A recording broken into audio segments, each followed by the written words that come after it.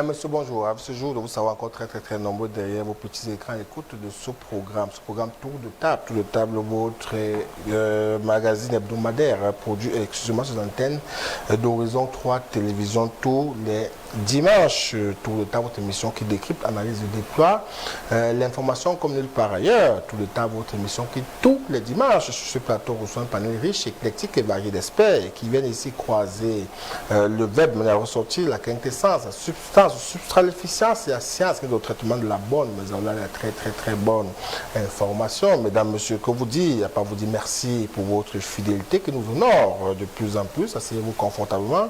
Ce dimanche encore, on a bon espoir, on passe ensemble 2 heures de plus bonheur. En télévision, le temps de repartir, là-bas, du côté de la régie, prendre cette légère transition, on vient juste après pour dérouler le tapis rouge à ceux qui ont bien voulu ce dimanche encore nous ouvrir de leur présence. Des ceux viennent décrypter avec pertinence, avec élégance, avec éloquence et véhémence. Ils auront des thématiques qui seront à l'heure abordées tout au long de l'émission. Tout de suite pour la suite.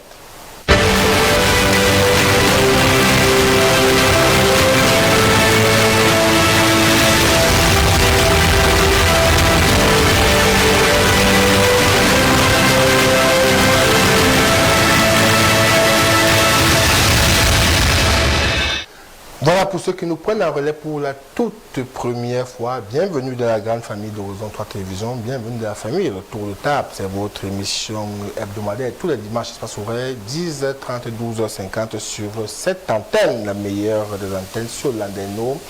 Communicationnel au Cameroun, notamment sur le ciel de Yaoundé. Abonnez-vous, restez bien dans la famille, ne quittez plus jamais ce siège, ce canal ou cette fréquence. Voilà, nous rappelons que nous sommes en direct aussi sur Horizon 3 Radio, en simultané, avec la télévision aussi. Nous sommes aussi sur nos différentes plateformes Facebook, Twitter, Instagram, TikTok, YouTube. L'émission à suivre de façon instantanée de ce côté-là. Voilà, on va donc dérouler tapis ceux qui sont là avec M. Dimanche. Encore, nous sommes avec lui sur le plateau. C'est un visage très connu dans le milieu audiovisuel au Cameroun. C'est un homme politique d'expérience, d'expertise, un homme politique de conviction qui n'a pas sa langue dans la poche. Il nous fait encore l'honneur. On a vu des plateaux d'émission Tour de Table sur cette antenne. Il nous fait encore l'honneur ce dimanche d'être avec nous. Ce jour, il est au cadre d'un parti historique au Cameroun. Quand je le dis, on comprend bien que convoque ici l'Union de la population du Cameroun. C'est docteur Jean-Paul Marc. Bien bonsoir, docteur. Bien le bonjour. Bonjour, oui, c'est encore le jour. Bonjour Bertrand, bonjour aux copanélistes. Surtout bonjour aux téléspectateurs qui nous font le plaisir ce dimanche encore de nous regarder. Et certains de nous suivre sur les différentes plateformes dont tu as parlé. C'est toujours un plaisir d'être là. Voilà, merci d'être avec nous ce dimanche. Encore, on va adresser rapidement une actualité qui a fait les choux gras de la presse, qui a défrayé la chronique toute la semaine. C'est la sortie du ministre Grégoire Ona, adressé au professeur Maurice Kamto, qui l'informe dans cette sortie que, à la réalité, tout ce qu'il fait, c'est de la gesticulation aujourd'hui. Le fait qu'il recrute comme ça, de façon abyssale en cascade, les élus démissionnaires du SIF ne lui garantit pas qu'il sera candidat à l'élection présidentielle. Il invite le professeur Maurice Kamto à rapidement aller vers un parti politique pour être adoubé qui a une politique qui réunit toutes les conditionnalités ou bien de migrer vers 300 signatures. Nonobstant ça, il rappelle que Maurice Kamto qu'il serait ravi de l'avoir en face lors de l'élection présidentielle pour démontrer à Kamto qu'en réalité ce qu'il pense n'est véritablement pas ça, mais que si conscience endetté, il y a lieu de croire qu'il ne sera pas candidat et que les Camerounais ne vont pas marcher pour lui. Les Camerounais sont conscients qu'en réalité, à l'heure actuelle, le MRC n'est pas en capacité de présenter un candidat. Donc, il doit changer de paradigme. Oui, comment avez-vous accueilli la sortie de monsieur Grégoire il fait dans de la politique camerounaise. Parce que sur le plan juridique, les gens syriens ne devraient plus revenir sur ce dossier. En fait, un petit rappel pour édifier un peu nos téléspectateurs. La problématique du mandat impératif au Cameroun, n'est-ce pas, la jurisprudence Soman Etienne, député de l'UPC à l'époque, qui s'est retrouvé à s'embrouiller avec le secrétaire général de l'époque, M. Augustin Frédéric, s'est retrouvé éjecté, n'est-ce pas, de l'UPC et à l'époque, de l'Assemblée nationale. Et les députés se sont donc ravisés. Ils sont donc arrivés, n'est-ce pas, à la loi sur le mandat non impératif. Donc au niveau du Cameroun, ça remonte à la jurisprudence Soman, un député de l'UPC de l'époque. Parce qu'en réalité, M. Onana n'a pas raison, on est présenté par un parti politique, mais on n'est pas le député d'un parti politique. On est le député de la nation, tout le monde le dit, etc. etc.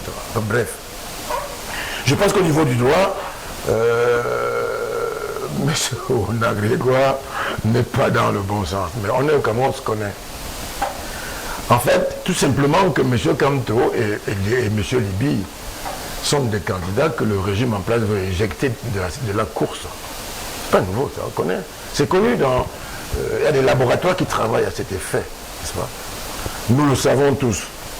Pour dire quoi? Pour dire que les députés qui partent d'autres partis politiques et qui intègrent votent avec, transportent leur souveraineté. C'est comme ça que moi je lis ça. Oh, on me dira, oui, ça fait longtemps, monsieur. Alors, ben oui, ça va bien faire bientôt 40 ans. Vous avez fait du droit il y a 40 ans. Oui, bien sûr, mais je n'ai pas oublié le droit. Je n'ai pas oublié grand-chose. Dans ce débat, Bertrand, c'est triste parce que un pays comme le nôtre ne mérite pas des débats pareils. Parce que c'est du droit résiduel. Le député est le député de la nation. Et la nation, il est seulement investi par un parti politique. Tout simplement. Je crois que les complications, les lectures juridico-politico, tout ce qu'on veut faire au Cameroun, ça nous ressemble au Cameroun. Il y a des gens qu'on veut éjecter, et quand nous étions petits, on appelait ça le mauvais jeu. On appelle ça le mauvais jeu, Bertrand. C'est ce que je peux dire dans un premier jet, parce qu'honnêtement, je ne vois pas les arguments qui permettent à M. Ona de dire ce qu'il est en train de dire. Alors même, toujours comme des bons Camerounais, je ne suis pas sûr qu'ils puissent complètement comprendre cette histoire mieux que Kamto, le professeur Kamto. Je ne suis pas sûr qu'ils puissent mieux comprendre, faire une lecture plus juridique. Politiquement et juridiquement, je ne suis pas sûr qu'ils soient capables de mieux comprendre que le professeur Kamto. Et c'est dommage, hein. C'est dommage y revenir. C'est dommage parce que nous sommes englués dans une politique. Le régime en place ne veut pas comprendre qu'il est temps aujourd'hui, n'est-ce pas, de passer à la compétition vraie. Tout ce qui s'est passé avant, on connaît. Et surtout que face à la manifeste incapacité de leur candidat naturel à dire ce qu'il doit dire, ce qu'il n'arrive pas à dire, ça va dans tous les sens. Nous avons des informations qui nous révèlent que le candidat naturel de ce parti risque de faire, n'est-ce pas, reporter les dates d'octobre prochain. Donc voilà autant de choses qui expliquent les excitations qu'on voit, notamment venant de M. Onana Grégoire. Voilà, merci pour ce premier jet et merci pour votre information que vous donnez ici. Pour l'instant, c'est une information qui n'est pas encore à notre niveau. On va essayer de recouper cette information. Elle n'est pas officielle, mais... Voilà. Cette information pour savoir si on peut le dire comme ça. Voilà, si on peut le dire d'abord, on peut le dire comme ça sur nos plateaux là, avec nous. Ce soir, ce matin, c'est un éminent confrère, visage connu de l'univers audiovisuel, directeur de publication. Timothée Soumbadé, bonjour. Bonjour Bertrand, bonjour à nos millions de téléspectateurs. Mon bonheur est heureux d'avoir été associé à cette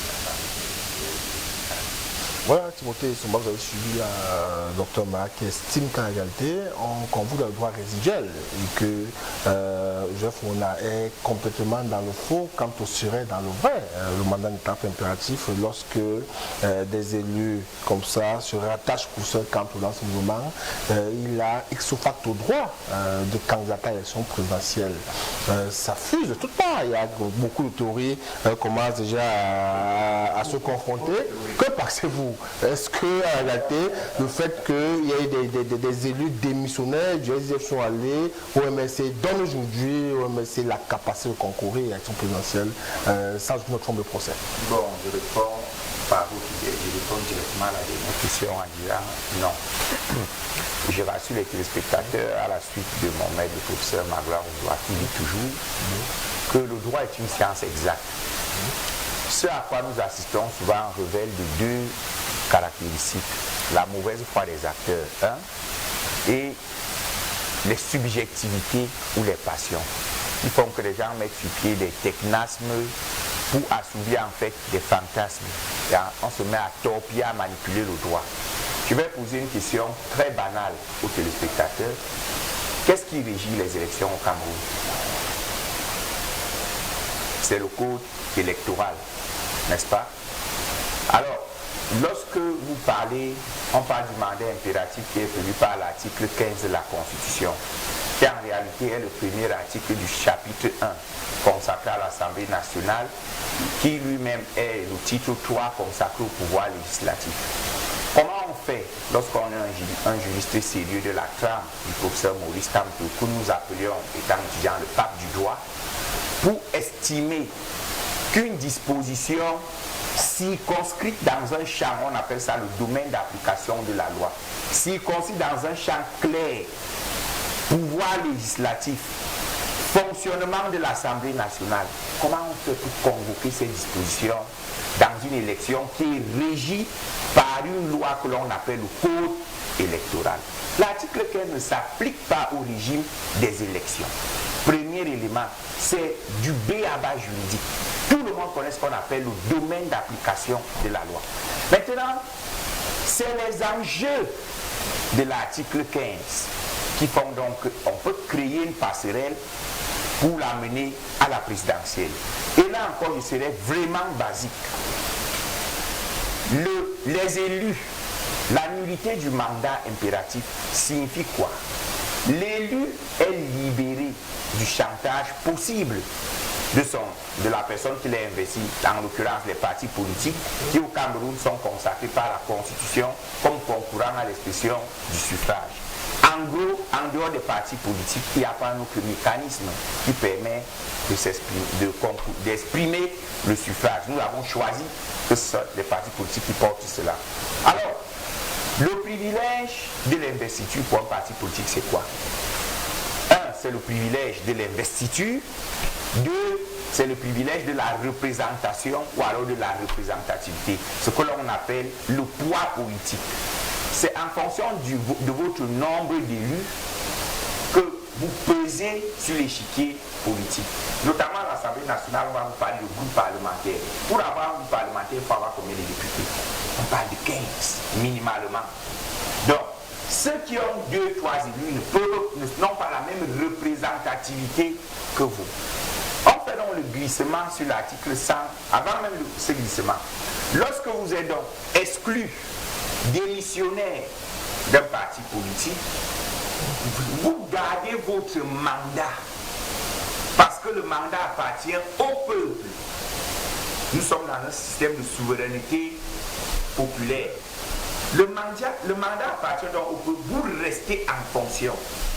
Mais j'ai suivi quelqu'un parler de divorce. Lorsqu'on divorce, est-ce qu'il y a un conjoint qui perd, l'autre qui gagne? Tout le monde a perdu et tout le monde doit reconstruire sa vie. Lorsque vous êtes donc exclu, le mandat, la nullité du mandat impératif vous maintient en fonction, mais vous positionne en situation d'apathie politique. Parce que là, vous n'appartenez plus à un parti politique, vous n'appartenez qu'au peuple de qui vous tenez mandat. Qu'est-ce que le parti politique lui gagne en vous excluant? Le mandat impératif protège aussi le parti politique contre le chantage de l'élu. Il faut le savoir. Donc, on a voulu ne pas bloquer les élus à cause des partis politiques, tout comme on protège la stabilité des partis politiques avec la nullité du mandat impératif. Ça veut dire quoi? Il faut que si tout de suite, je crois, démission de l'UNDP, la seule chose que l'UNDP va faire à l'Assemblée, c'est son groupe parlementaire. mais l'UNDP garde tous les privilèges liés à la détention des élus. Vous comprenez un peu? Pour donc protéger cette stabilité des élus, on va éviter que les élus démissionnaires ou exclus ne se déplacent avec les privilèges des autres partis politiques. Car ce serait beaucoup plus facile.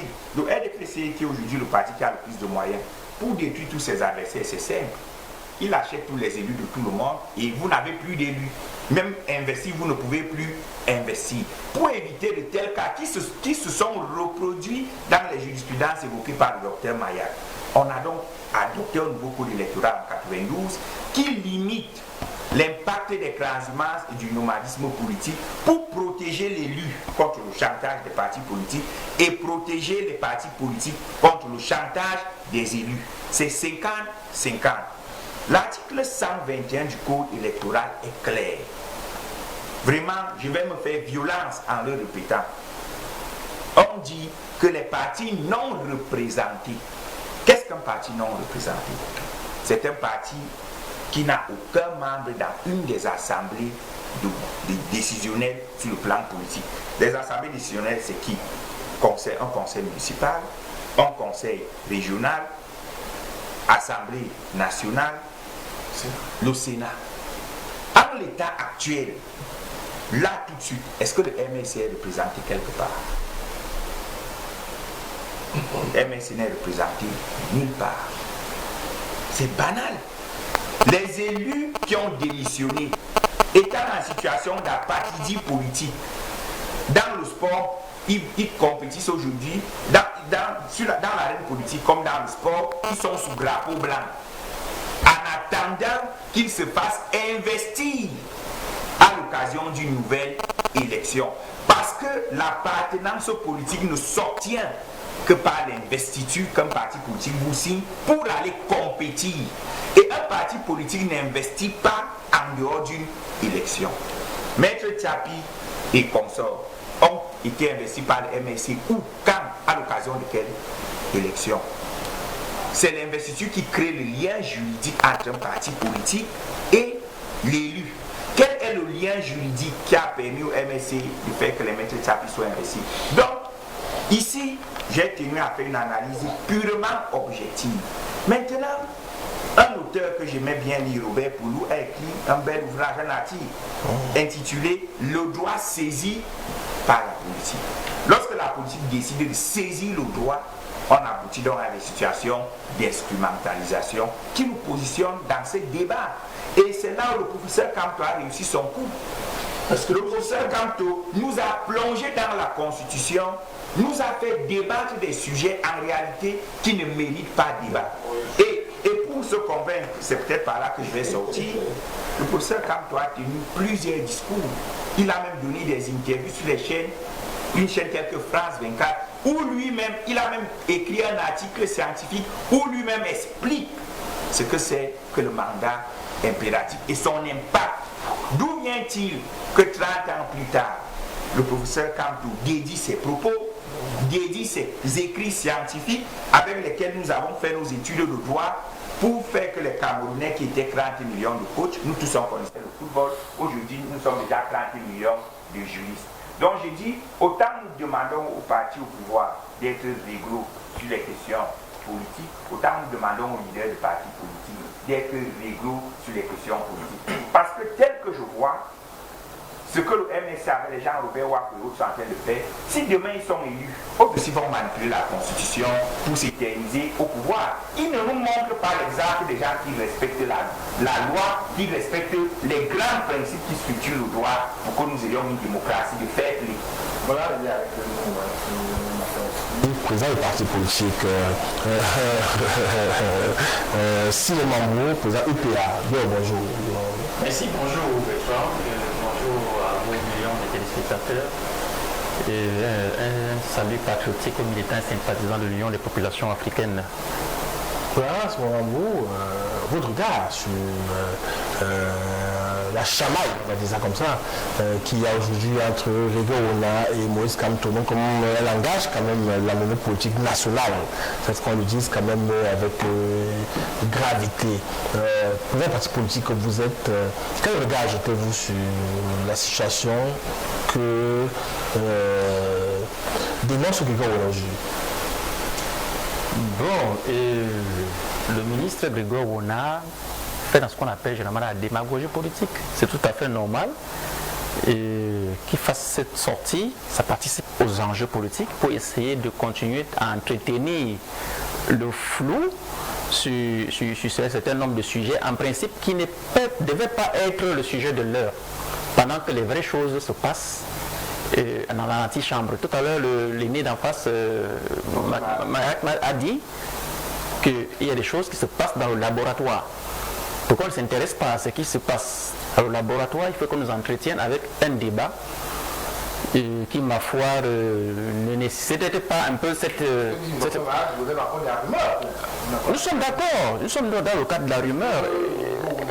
C'est l'actualité. Oui, je dis ce qu'ils disent à partir de la démagogie politique. Je souscris à une bonne partie de l'analyse de Timothée, parce que justement, les textes sont clairs à ce niveau et on ne devrait pas faire débat. Il est à noter, ça c'est ma part de ce que je note, c'est que le professeur Kamto en fait met un peu en exergue avec ce débat une contradiction entre le code électoral et la constitution. Peut-être les arguments qu'il présente ne sont pas forcément fondés, mais moi j'ai une autre analyse en tant qu'homme politique. La démission... 5 secondes, la contradiction là, elle est réelle. Tout à fait. Et si on respecte le principe de la hiérarchie des normes, tout à fait. On va se retrouver dans une sorte de conflit juridique. Exactement. Pour savoir, la loi peut-elle faire écran à la Constitution ou alors la loi est un écran législatif. Donc on est purement dans un débat de science pure. Exactement. Qui ne concerne réellement pas les enjeux politiques sur lesquels les règles sont claires. On est dans la politique. Tout à fait. Donc il voulait mettre ça en lumière et il va falloir justement qu'au moment il est de même le régime. Au moment de pouvoir réviser. Voilà, parce que nous avons longtemps appelé à la révision du code électoral. Nous avons participé aux travaux qui ont été organisés par cette partie politique pour faire des propositions de modifications pour le code électoral. Si tant est que le régime voudrait bien que le jeu se passe de façon transparente, à la session même de mars au moins, on aurait pu déjà évoquer le sujet de la modification du code électoral qui va induire forcément la modification de la Constitution. On pourra donc maintenant arrimer les deux textes pour qu'il y ait certaines cohérences. Donc, voilà ma manière de voir un peu le débat actuel. Il y a une vraie vide juridique et ça bouge. Tout à fait. C'est ça le rôle d'un politique qui dit de quoi un juriste. Bon, maintenant, la démission, la transhumance des acteurs politiques, forcément ne participe pas aux enjeux de la présidentielle 2025, mais pour préparer davantage l'élection 2026. Si nous ratons le coach en 2025, il faudrait que nous ayons la majorité tout au moins en 2026 au Parlement pour contrebalancer justement le pouvoir exécutif. Ça aussi, c'est ma lecture de tout cette... Le SIF de s'être trop rapproché. Bon. D'avoir perdu l'emprise sur son fief, qui est le nord-ouest et le sud-ouest. En tant qu'acteur politique, lorsque je sais que j'aurai des difficultés, parce que pour l'instant, dans la zone anglophone, il n'y a pas encore une stabilité à 100%. Il y a des escarmouches par endroit. Donc ça ne peut pas garantir une élection libre dans cette zone-là. Alors, si nous allons aux échéances de 2026 municipales et législatives, comment est-ce que les candidats qui sont ressortissants de cette zone ou bien qui appartiennent au SDF vont faire pour avoir une majorité écrasante lorsque le fief de ce parti est en insécurité? En tant qu'acteur politique, je comprends qu'un parti qui a le vent en poupe, qui est en train de monter, qui peut être candidat en 2026, mais il va bien falloir que j'aille là-bas commencer, en tant que cadre de mon parti politique, commencer à me positionner, de telle sorte qu'en 2026, je sois au Parlement. Tous ces gens qui démissionnent n'ont pas d'ambition présidentielle. Mais ils ont des ambitions à être députés, à être sénateurs, à être maires, à être conseillers régionaux à partir des élections de 2026. Donc à ce moment, le MRC peut se positionner dans ce champ, mais nous entretenir ou nous distraire dans un autre combat qui n'est pas moins important. Donc, moi je pense que la sortie du professeur, du ministre Grégoire Wona participe aussi, je peux dire, de la distraction, il faut aussi dire quelque chose dans un combat au fait que nous connaissons exactement comment est-ce que ça va se terminer. C'est le Conseil constitutionnel qui va trancher à la fin. Que vous ayez même raison sur les débats, vous avez tous les arguments, vous avez toutes les analyses, vous avez gain de cause dans l'opinion publique, mais lorsqu'il va arriver au Conseil constitutionnel, nous connaissons le petit marteau de irrecevable qui va maintenant trancher définitivement l'affaire.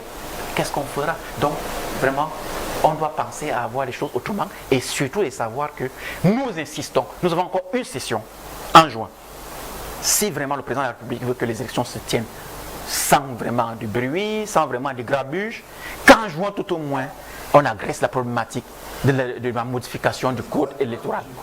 C'est tout ce que nous demandons. Voilà, il arrive sur ce plateau aussi, hein, ce matin, l'écrivain, un politique, habitué des plateaux d'Horizon 3 télévision, bonsoir, tour de table.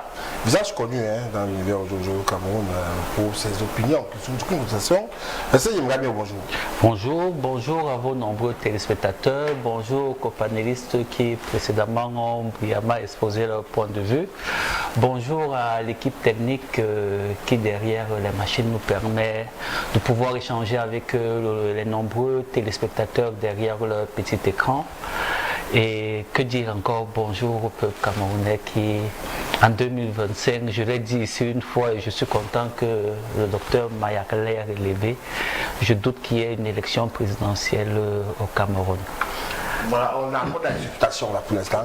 Ce conseil qu'en octobre, il est censé être la élection présidentielle au Cameroun. Il faut peut-être préciser qu'en l'état actuel de la Constitution, du code électoral, le report de la présidentielle n'est pas autorisé. Voilà. Une fois que c'est dit, on peut donc anticiper. Une fois que c'est dit, on peut donc. Vous avez suivi. Même anticiper. On va anticiper ou prolonger les législatives, les régionales. Non, même la présidentielle. Non, la présidentielle, on ne peut pas. Le président l'a fait une fois. Vous avez. On va le code actuel et la loi de 1896. La présidentielle est 1996, la présidentielle est intouchable pour l'instant. Voilà, comme quand on se poursuit là, on reste dans la rumeur là-bas. Et on attend que cette rumeur soit fondée ou pas pour l'adresser sur ce plateau avec pertinence. Voilà, votre avis sur cette situation du MRC. Après ce que j'ai entendu et après tous les remue-ménages qu'il y a eu, et j'ai bien aimé la conclusion de M. Somba qui a dit qu'après avoir été 30 millions de codes, nous sommes devenus 30 millions de juristes. Chacun va de ses supputations et de ses débats. Mais moi, je voudrais sortir de là et me demander qui est le véritable vainqueur de tout ce qui est en train de se passer. Supposons qu'on aille aux élections en 2025. Supposons que des candidats de l'opposition se retrouvent à concourir. Pendant près d'un mois, où les partis politiques de l'opposition n'ont pas les mêmes moyens que le gouvernement, le parti au pouvoir, le parti État, comme le dit le président. Pendant près d'un mois, le régime et l'OMX ont réussi à focaliser l'attention sur un sujet périphérique. Les autres partis politiques qui essaient de se déployer n'ont pas le temps, parce que même l'OMX n'a même pas le temps de présenter ses différentes offres politiques pour la gouvernance. On a dit que pendant que les autres préparent l'élection, le MSC prépare le contentieux électoral. Ils savent très bien ce qu'ils font. Donc pour moi, qui est le véritable vainqueur? Moi, j'en ressors de M. Biya. Et pendant que la vieille chair menace tous les Camerounais, nous sommes en train de devenir tous des experts en droit, surtout des droits constitutionnels. Le plus complexe. Pendant que nous avons des difficultés à avoir de l'eau potable et tout le reste. C'est le plus complexe parce qu'il est politisé. Oui. C'est même politique. On l'appelait à sa naissance le droit politique. Donc avec toutes ces difficultés, nous sommes en train de parler du droit que nous ne maîtrisons pas pour l'ensemble d'entre nous. Nous sommes en train d'oublier l'essentiel qui est de voir dans quelle mesure unir des forces pour faire tomber ce régime et avoir véritablement une transition vers une véritable démocratie. Et nous parlons de choses extrêmement périphériques. Maintenant, lorsque j'interroge la sociologie pour ceux que j'ai pu rencontrer, je constate que deux camps sont en train de se dégager. Ceux qui pensent que M. Kamto n'est pas en droit de se présenter, qui invoquent plusieurs différentes raisons. Ceux qui pensent que ce serait un jeu ce serait piper les jeux, les dés, en l'empêchant de se présenter parce qu'il réunit toutes les conditions pour se présenter. Moi, je me dis, pour le Cameroun, le véritable vainqueur n'est pas le peuple. Et malheureusement, le peuple n'est pas en train de gagner. Et c'est triste, parce qu'on risque d'imposer au peuple des candidats qu'il n'aura pas voulu. Et on risque d'imposer au peuple des programmes politiques qu'il n'aura même pas eu le temps de lire et d'étudier. Et ce sera au gré des sympathies, ce sera au gré du facteur émotionnel que les gens vont se retrouver à voter. Parce que rappelez-vous que lorsque un monsieur et son épouse ont des problèmes à la maison, le plus souvent les enfants s'alignent derrière la maman. Kamto apparaît à l'heure actuelle comme la femme qui a les problèmes avec le mari qui est le RDPC. J'essaie de caricaturer et qu'il ne m'accuse pas de le traiter de femme et tout le reste. Je voudrais rester... J'espère que l'illustration... Oui, la figure de style ne fera pas que l'on dise que je l'ai traité de ce qu'il n'est pas. Alors que même en droit, la fiction juridique existe. On simule une situation pour mener une analyse. Effectivement. Donc dans cette situation, il va créer il y a une certaine sympathie, il faut le reconnaître, qui se crée autour de sa personne.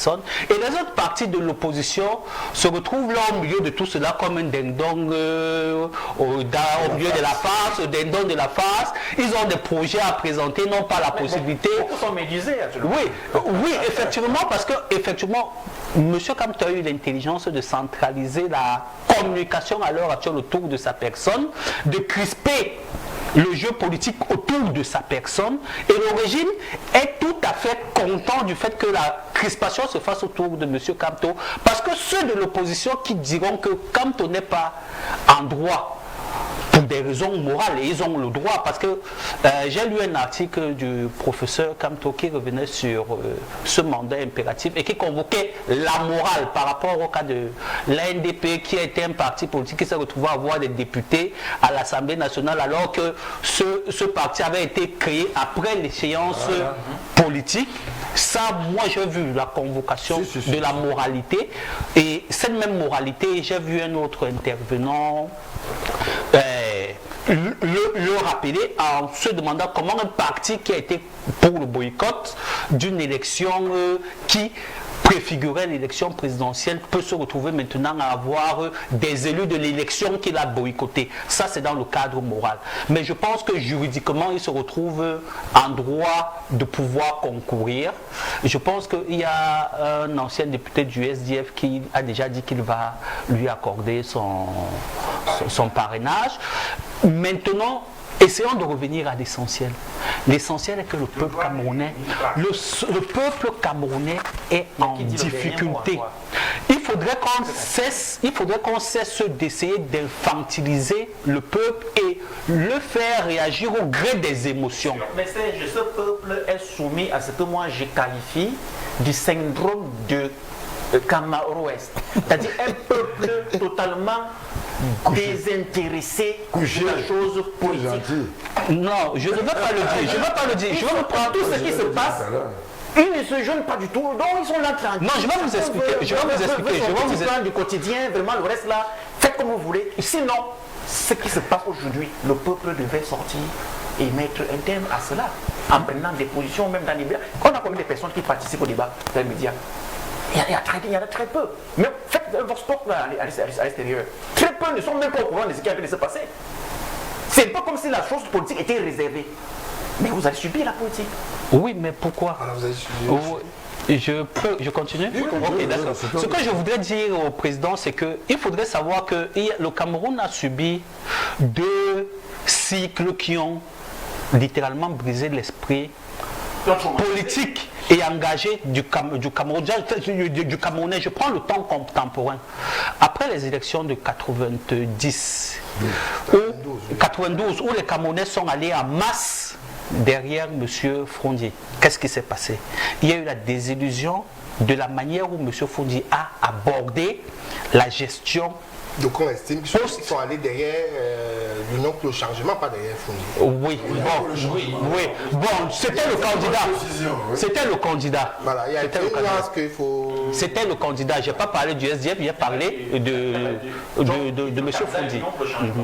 Lorsqu'ils sont allés, beaucoup ont connu des services corporels, ont soutenu le monsieur des répressions en général. Mais qu'est-ce qui s'est passé après? Qu'est-ce qui s'est passé après? La prochaine élection qui devait suivre, le SDF n'est pas allé, pendant que les Camerounais se disaient que bon, ce n'est que partie remise, prenons l'Assemblée nationale et on va essayer de changer les choses. En 2018, l'histoire se répète. Je ne devais pas continuer et je pense que... Je vais poser une question pour qu'on soit plus pragmatique pour convoquer ce mandat impératif. On prend comme un cas prosaïque, bon, prenons l'UDC, on appelle l'UDC ici, qui a les élus locaux et députés. Si tous ces élus démissionnent comme ça, par extraordinaire, de l'UDC, est-ce que l'UDC est en capacité de concourir à l'élection présidentielle? Ça veut dire que vous avez des élus, tout le monde démissionne du parti politique. Vous retrouvez 100 élus, ni locaux, ni à l'Assemblée. Est-ce que l'UDC, à ce moment-là, aura la capacité de concourir à l'élection présidentielle? Timothée dit oui. Mais moi, avant de répondre à ta question, je vais rebondir sur ce qu'il a dit. Toutes les lois ne peuvent pas gérer tous les problèmes. Tous les médicaments en pharmacie ne gèrent. Vous avez des médicaments de palu qui vont te guérir toi et qui ne vont pas guérir Bika. C'est pour ça que vous avez rarement des ordonnances avec un seul produit, un seul médicament. Généralement, on associe. Nous sommes, et le dernier mot de son intervention, le fair play. Nous sommes dans un pays tellement éclectique qu'il ne faudrait pas qu'un groupe ou un autre, ou deux groupes, confisquent le débat politique au Cameroun. Nous sommes en plein dedans. Et à propos de loi, Timothée, il y a bien une loi qui exclut Gbagbo, il y a une loi qui exclut. Les lois en Afrique, on sait ce que ça veut dire. Moi, je n'ai même pas envie de parler des lois. Je ne veux même pas en parler parce que nous sommes africains, on se connaît et on a le courage de reconnaître que nos lois sont tissées, cousues sur mesure. C'est bien les tribunaux de Côte d'Ivoire qui sont la loi de Côte d'Ivoire, mais on sait très bien que cette histoire de Côte d'Ivoire, c'est des problèmes politiques. Et que le débat que nous avons ici n'est pas que juridique, c'est politique. Et il a dit, on est 35 millions de juristes. Comment on fait? Comment on fait pour s'en sortir? On n'est pas 35 millions de politiques, malheureusement. Non, comment on fait maintenant pour sortir de là? C'est comme le football.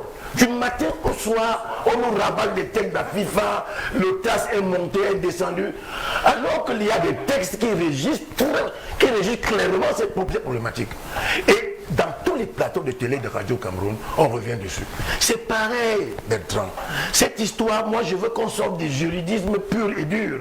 Parce qu'on va aller droit vers le mur. Ils ont réussi. Parce qu'il y en a qui pensent qu'ils ont le droit de compétir. Ils ont réussi à transférer le Cameroun. Il faut donc appliquer le fair play dont parlait Timothée tout à l'heure. Il faut qu'on interroge nos intelligences pour comprendre que sortons de ce débat, puisqu'on va aller au choc. Puisqu'on va y aller. Je vous assure, si ce débat est pris uniquement sur le volet juridique, on va droit vers le mur. Il y aura des gens sur le carreau. Personne n'a intérêt que ça arrive. Donc, soyons fair play. Ça fait 3 fois que je répète le mot de Timothée. Soyons fair play. On me dira en politique, c'est pas évident d'être fair play, mais mettons enfin nos intelligences à contribution pour le calme de notre pays. Je pense que 43 ans, c'est suffisant pour implémenter des politiques. On ne fera pas plus que ça en 7 ans de plus. Il faut qu'on soit sérieux. Moi, je vais m'arrêter là. Je tiens à ma réponse par rapport à... La réponse des 15 députés de l'UDC. Si un parti politique quelconque perd tous ses élus par extraordinaire, est-ce que ce parti politique a la capacité de concourir à la présidentielle? Légalement, oui, puisque Timothée dit oui. Mais moi, je dis non. Pourquoi? Moi, je dis pourquoi? Ce parti n'aura plus la souveraineté je sais pas, comment il a dit ça? Il a appelé la représentativité. Vous n'avez pas les députés. Vous ne l'avez plus. Si les caisses démarrent, vous ne l'avez plus. Celui les migrants, le parti qui bénéficie des migrants, c'est le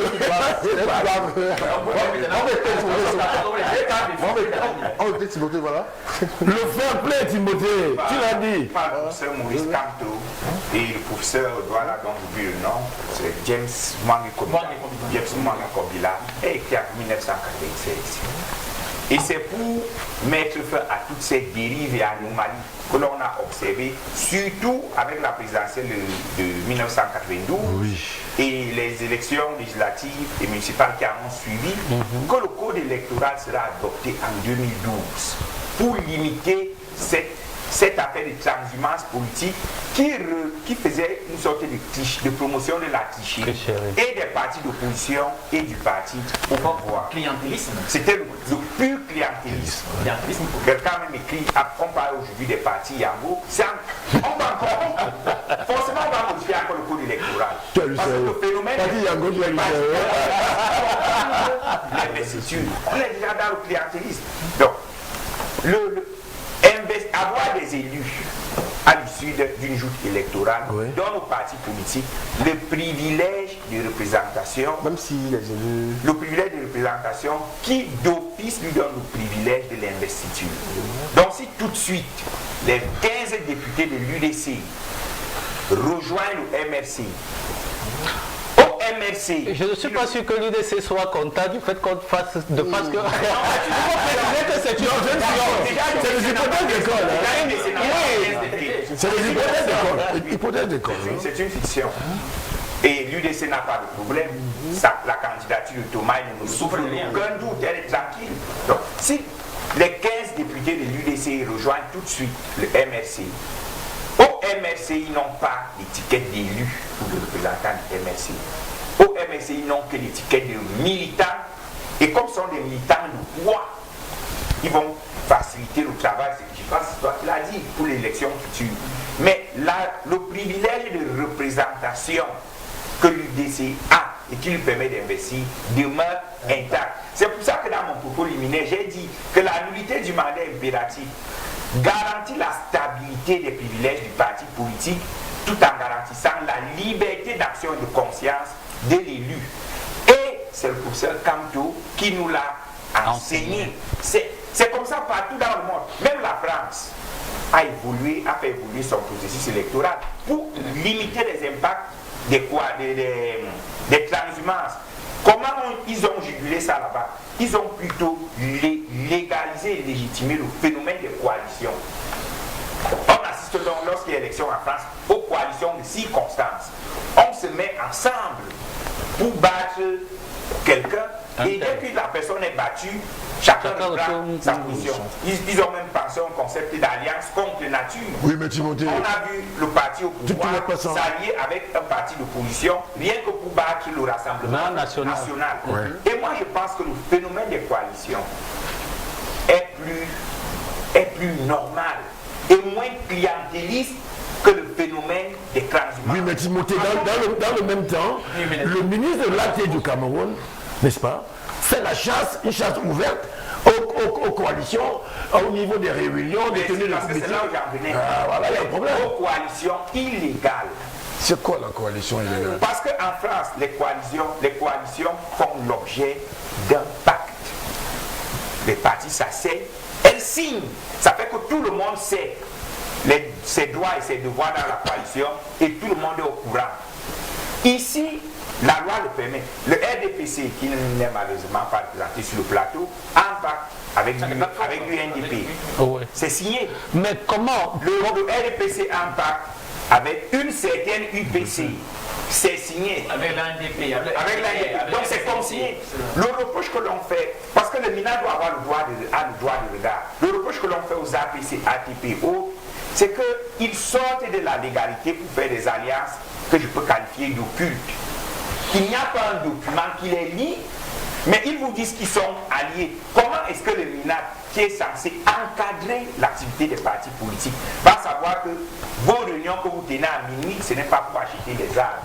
Voilà le souci. Parce que la loi camerounaise permet les coalitions. Monsieur Somba, avez-vous lu la coalition qui unit le RDPC et l'UNDP, le MDR et les autres partis politiques? Non, je n'ai pas besoin de la lire pour les Non, est-ce qu'elle existe? Elle existe. Il y a un document physique. J'avoue, Celle qui lit l'UPC, une certaine UPC à RDPC caduque. Oui, j'ai bien dit parce que je connais le débat. Ils estiment qu'elle n'a pas été renouvelée parce que celui qui dit l'avoir renouvelée, du point de vue juridique, semble ne pas avoir qualité. Donc, tout à l'heure, a longtemps rappelé votre propos en y parlant du fair play.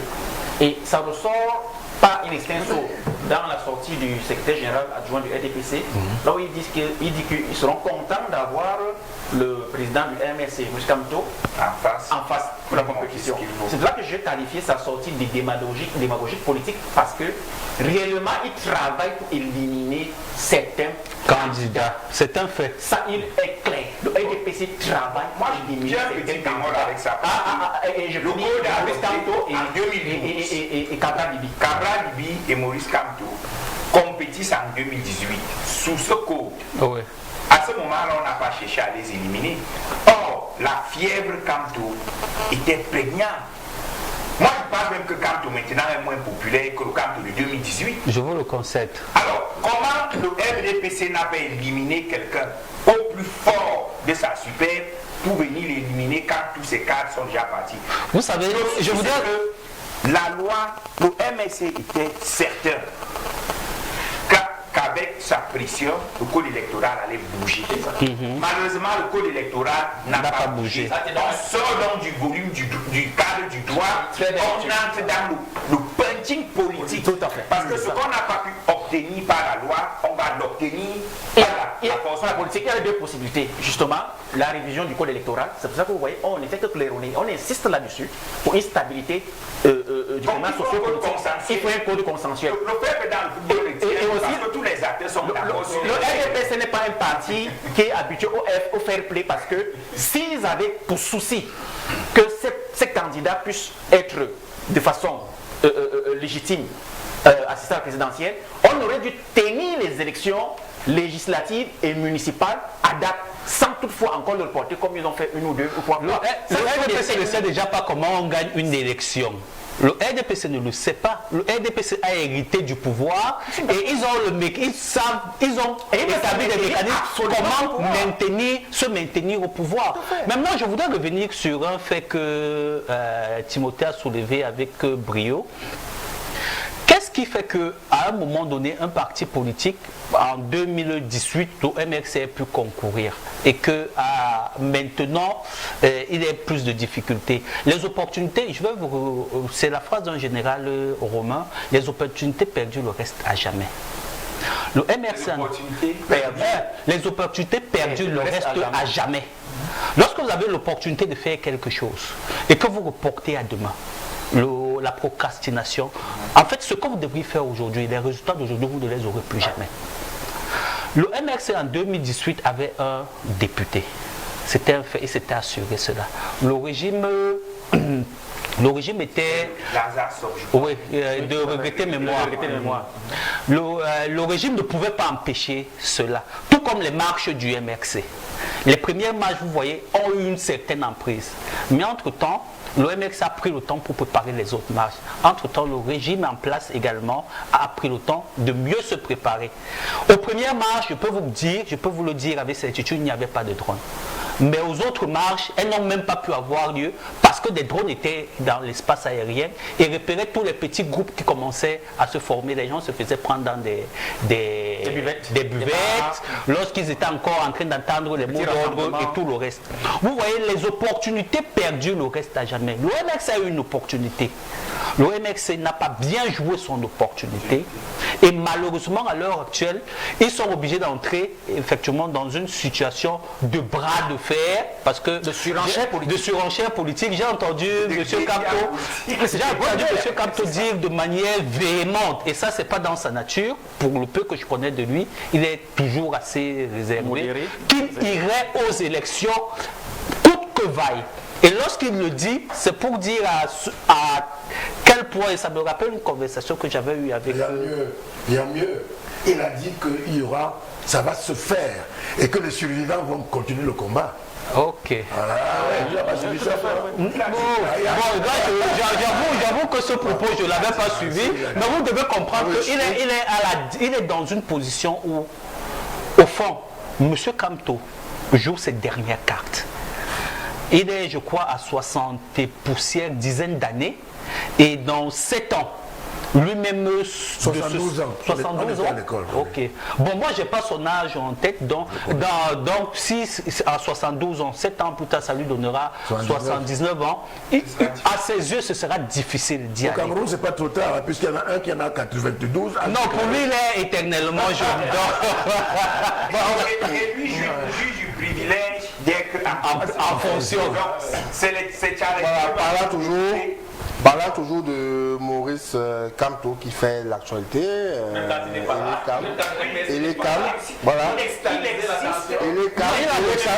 Elecam a signé un accord très récemment avec les Nations Unies, c'était le 9 mai dernier. Il est question que les Nations Unies, d'après eux, viennent optimiser les sons présidentielles au Cameroun en octobre prochain. Le professeur Kamto a fait une sortie censure. J'estime que cet accord signé sans la présence des partis politiques et société civile, c'est un accord qui va plutôt venir enliser l'élection au Cameroun, que cet accord devrait pas être signé au Cameroun et qu'on voit même la pertinence de l'ONU dans la gestion de l'élection présidentielle au Cameroun. Timothée Somba, Elecam qui signe un accord avec les Nations Unies le 9 mai dernier pour optimiser l'élection présidentielle. Ce qu'ils disent optimiser, ce qu'ils mettent à l'intérieur d'abord, on ne sait pas trop ce qu'ils mettent à optimiser. Quand tout s'insulte contre ça, il dit, même si c'est ça, il aurait dû avoir la présence au moins des partis politiques pour qu'ils puissent se adouber ou bien donner leur avis. Apprécier leur avis. Il ne faut pas s'attendre à ce que ce qu'on voit dans la presse soit pareil en politique. Dans la presse, il y en a qui ont décidé de parler des trains qui arrivent en retard et d'autres qui parlent des trains, qui félicitent les trains qui arrivent à l'heure. Mais dans la politique, ne vous attendez pas à ce qu'un parti politique qui n'est pas dans la majorité gouvernante apprécie quelque chose. Les politologues parlent de l'exercice de la fonction clinicienne. Chaque acte, même s'il est bon du régime en place, donne matière à critique pour le parti d'en face. Sinon, il n'existe pas. Tous les États fonctionnent avec deux modes de reconnaissance. Et même les élections. La reconnaissance interne et la reconnaissance internationale.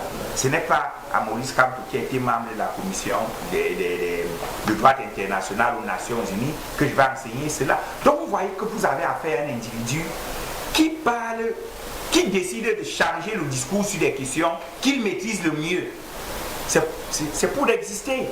Les Nations Unies ont toute une commission d'accompagnement des pays pour l'amélioration et la viabilisation des processus électoraux. Et ceci s'accompagne de quoi? De financement. Les élections coûtent cher. C'est pour ça que moi je fais partie des Africains qui pensent que la démocratie financièrement est un luxe pour nous. La saison qui va s'ouvrir en octobre et qui va s'étaler jusqu'en 2026, vous savez combien ça va nous coûter? C'est plus de 60 milliards. Qui aurait pu nous permettre de faire. Est-ce que nous manquons 60 milliards? Non, nous manquons plus. Mais lorsque nous partons faire quelques kilomètres, 240 km de route à des centaines, de coups de centaines de milliards. Non, l'argent ne vient pas de notre poche. Là, c'est un autre débat que j'ai suivi.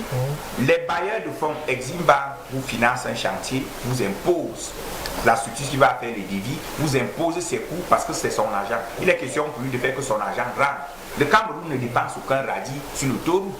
Donc on ne devait même pas. Mais il y a un souci, c'est que, et c'est là où je vais un peu indexer les Camerounais vont rembourser cette histoire. On va rembourser. Ouais. Mais le souci est que on a le choix.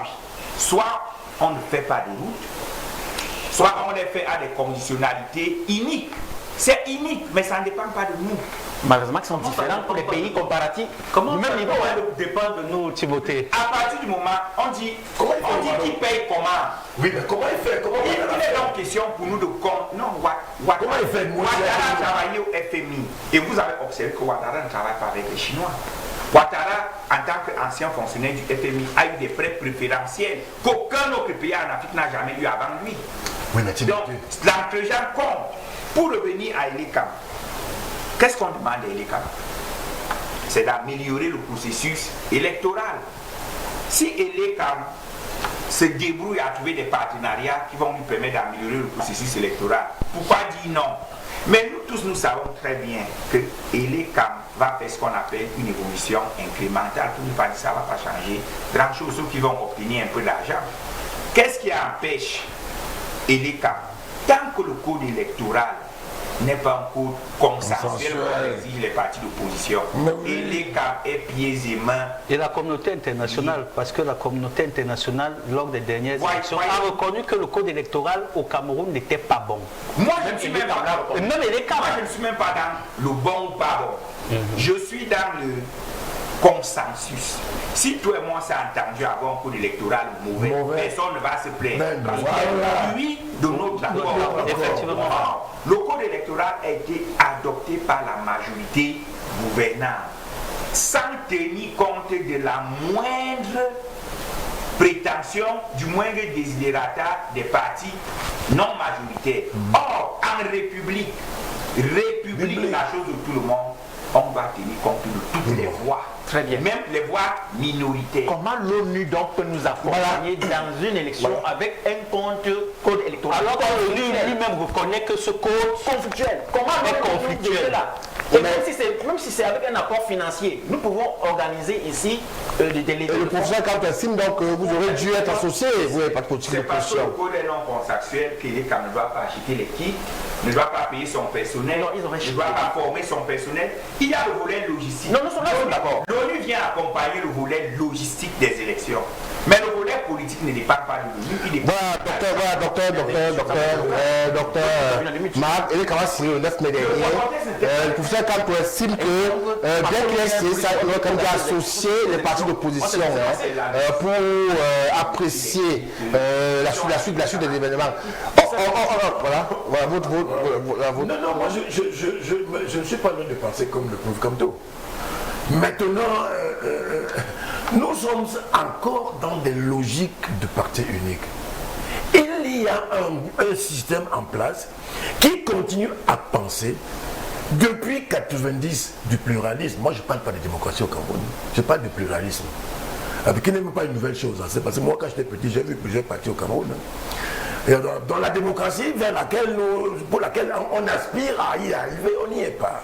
Parce que les gens confondent les élections séquencées, c'est de l'électoralisme. On sait très bien.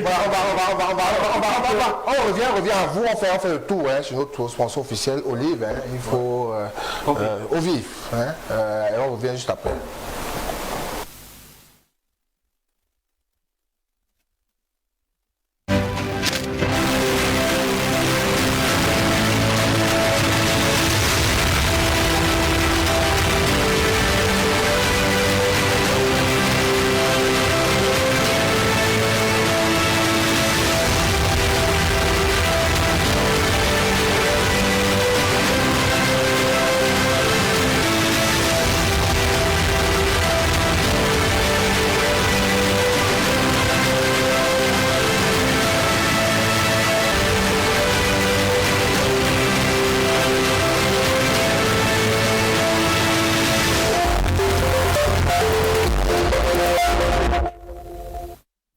Consommons tous les jours rend notre corps acide. Et cette acidité développe l'apparition de plus de 300 maladies dans notre corps telles que les ulcères, les cancers, l'acidité gastrique, l'arthrose, le diabète, le cholestérol, le rhumatisme et bien d'autres. Aujourd'hui, en consommant l'eau alcaline ionisée eau vive, aucune de ces maladies ne peut se développer dans un milieu alcalin. C'est pourquoi nous vous conseillons de boire eau vive. Une eau alcaline ionisée qui ne contient ni chlore ni méthanol et va réduire l'acidité de votre corps et rendre votre corps alcalin. Eau vive est un puissant antioxydant qui est disponible en plusieurs pH. Le pH 8,8 qui peut être consommé par tous, quel que soit l'âge et n'a aucune restriction. Le pH 9,6 qui est plus ciblé et se consomme de 35 ans et plus. Le pH 10,9 uniquement en cas de 21 jours pour maigrir ou attaquer rapidement le diabète et le cholestérol, la goutte et plusieurs mots. Beaucoup l'ont déjà essayé et l'ont adopté. Avec l'eau alcaline ionisée eau vive, redonnez vie à votre corps.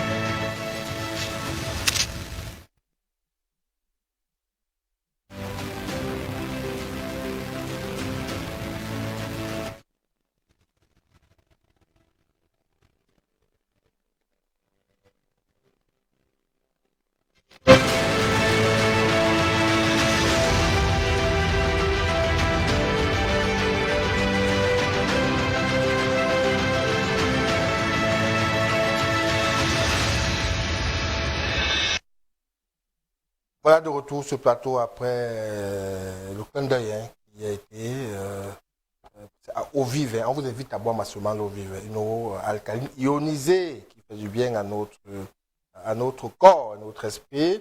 Le monsieur en veste Bordeaux là parle trop. Et pour rien, s'il te plaît, demande-lui que l'ONU n'a pas le droit d'inviter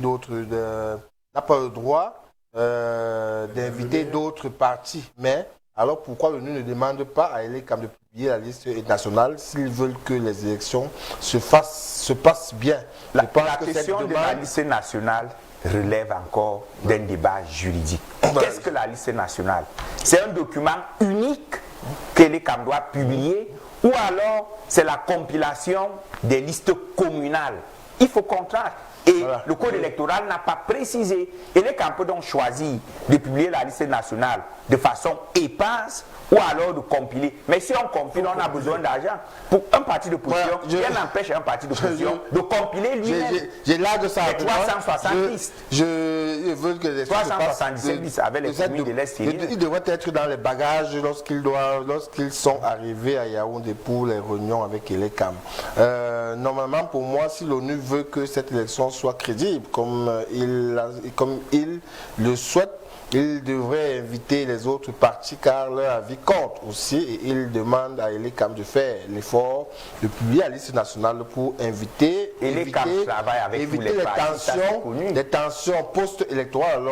Alors pour moi, je pense que Camto a le droit d'interpeller. L'autre dit, je pense que le professeur Moïse Camto a le droit d'interpeller l'ONU. À la réalité, on ne devrait pas faire des réunions sans souci les partis politiques d'opposition.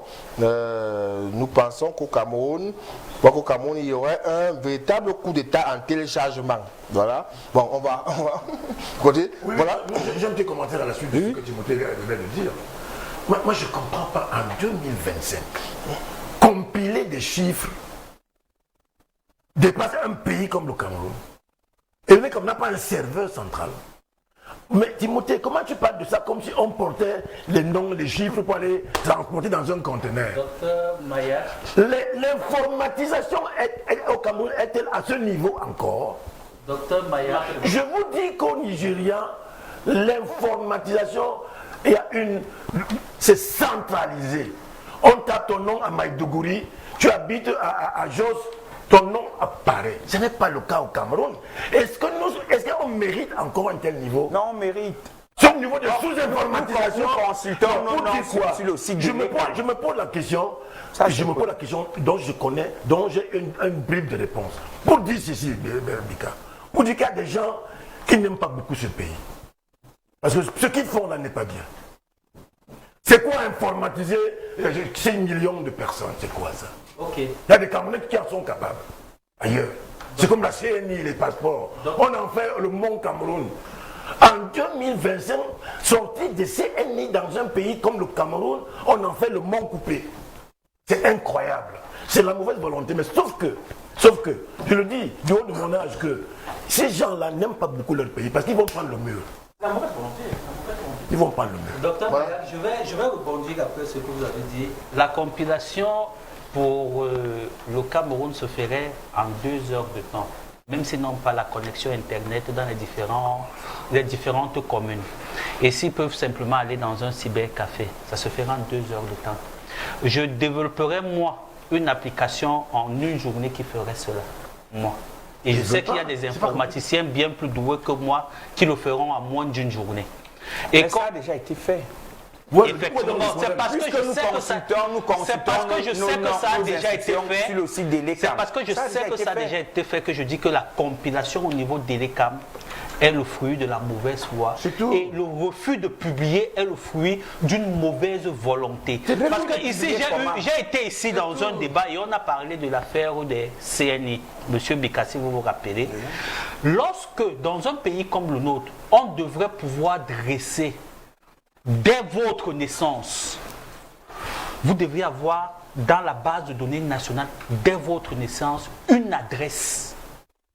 un numéro d'identification qui permettra que même l'établissement de votre passeport, même l'établissement de votre CNI, qui vous suit toute votre vie. oui, qui vous suit toute votre vie jusqu'à votre décès. Parce que lorsqu'on va également déclarer votre décès, le système informatique, avec encore l'intelligence artificielle qui vient encore simplifier les choses, répercute immédiatement que telle personne est décédée. Donc même s'il était électeur, effectivement, il saute de la liste. Il saute de la liste où il est marqué en rouge. C'est faisable. Qu'on ne nous fasse pas croire que c'est de la magie. Je dis c'est faisable. C'est aisément faisable.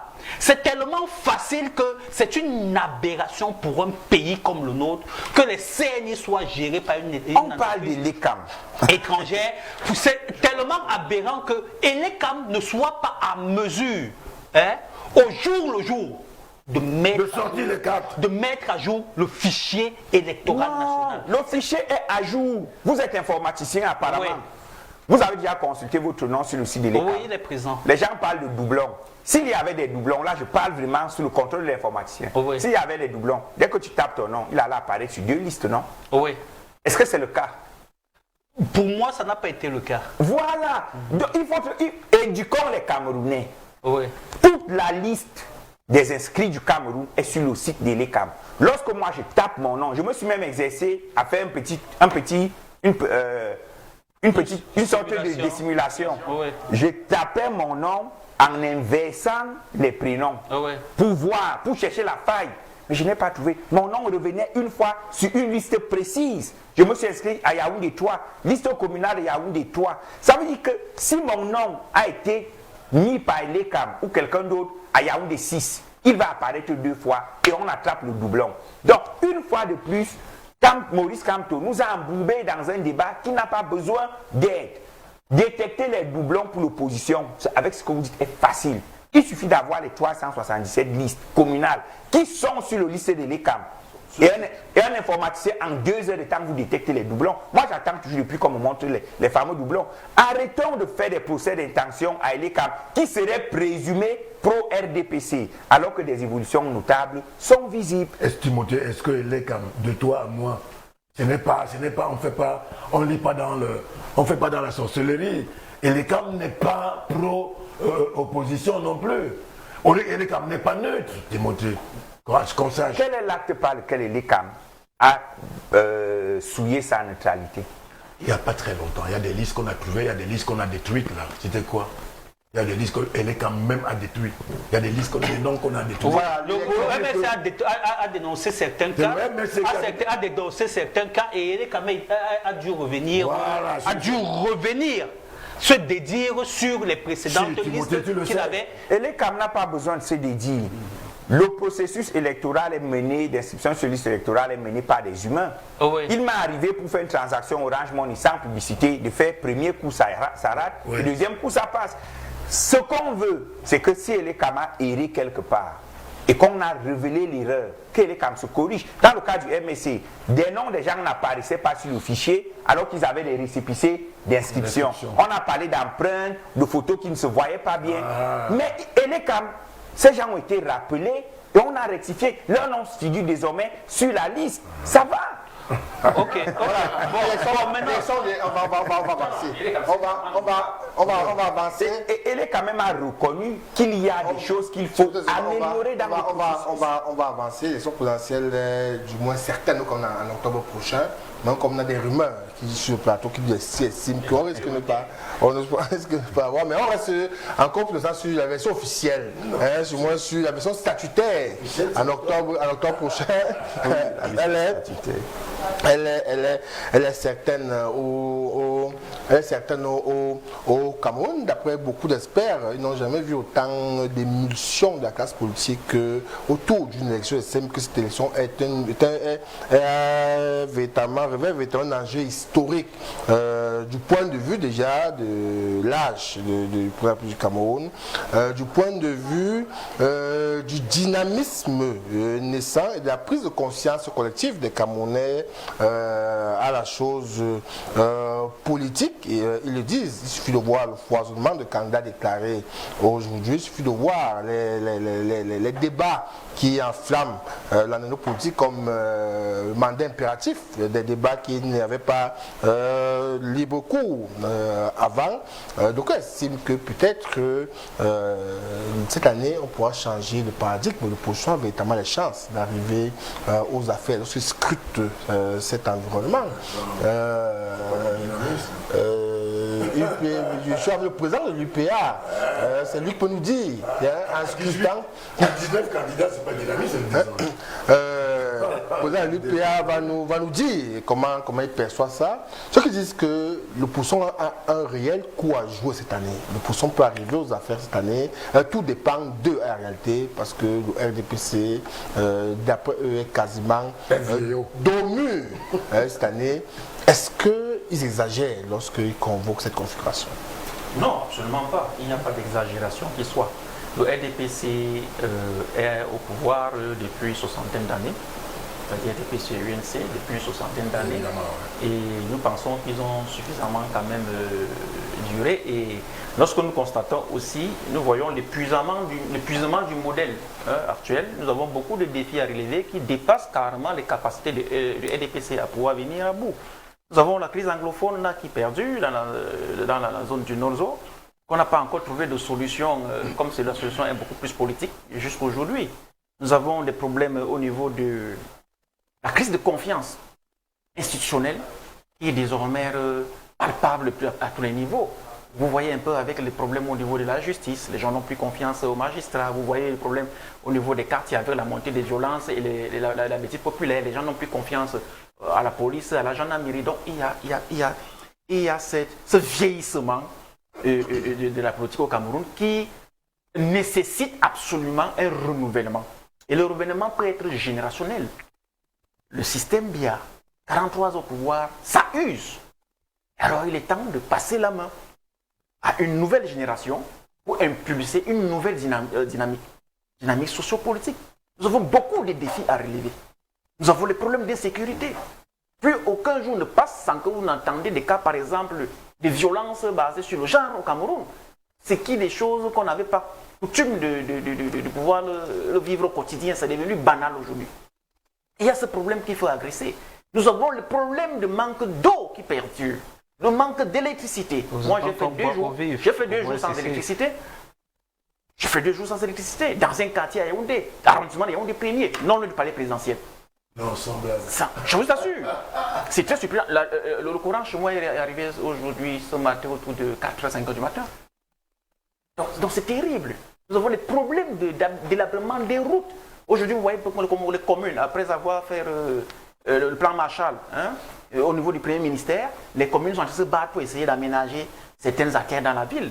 Nous avons le problème des tas d'immondices qui jonchent les villes.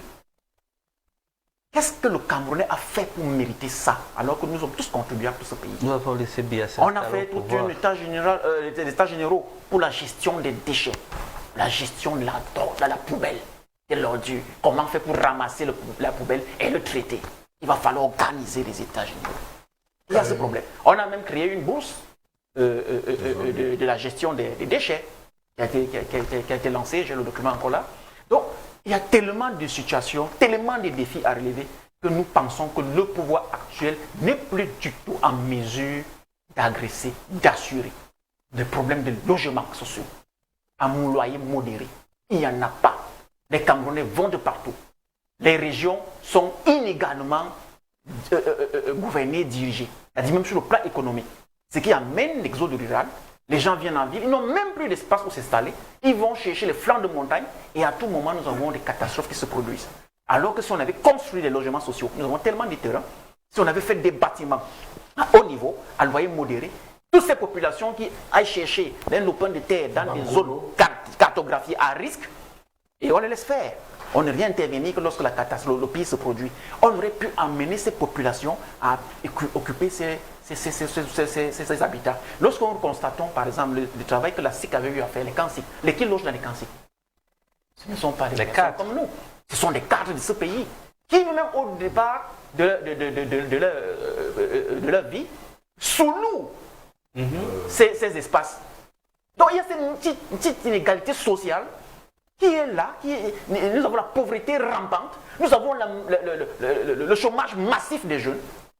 Ce sont des problèmes que le RDPC, le parti pouvoir, aurait pu résoudre, mais qui sont incapables aujourd'hui. Donc absolument, en 2025, si l'élection se tient à date, le RDPC doit devoir ouvrir le jeu politique et accepter sa défaite, parce que si le jeu est franc, je vous assure, ce parti ne peut plus diriger ce pays. Voilà, docteur Marc, oui, il a cité là beaucoup d'indicateurs qui démontrent qu'au Cameroun va mal. Il estime qu'ils sont conscients de l'opposition que le RDPC est faible aujourd'hui, mais est-ce que les populations ont aussi pris conscience de ce fait? Est-ce que les populations sont prêtes à donner quitus à l'opposition cette année pour changer les choses? Cette opposition qui aussi brille parfois par son manque de sérieux. Il faut dire que l'opposition au Cameroun aussi est parfois insérieuse. Beaucoup de personnes le disent. Donc, est-ce que l'opposition est-ce que le peuple a pris conscience, le peuple est prêt à donner quitus à l'opposition? Mais son constat est d'une évidence. C'est comme nos nez sur nos visages. C'est clair. Le problème, c'est que moi, j'ai plus peur, pas du RDPC, du nanisme, ce que tu appelles l'opposition en réalité, c'est quoi ça? APT, PCC, ça c'est n'importe quoi. Hein, vous savez, on est à 18 candidats aujourd'hui, 18. Ça ne peut pas faire avancer le pays. Non, les candidats déclarés.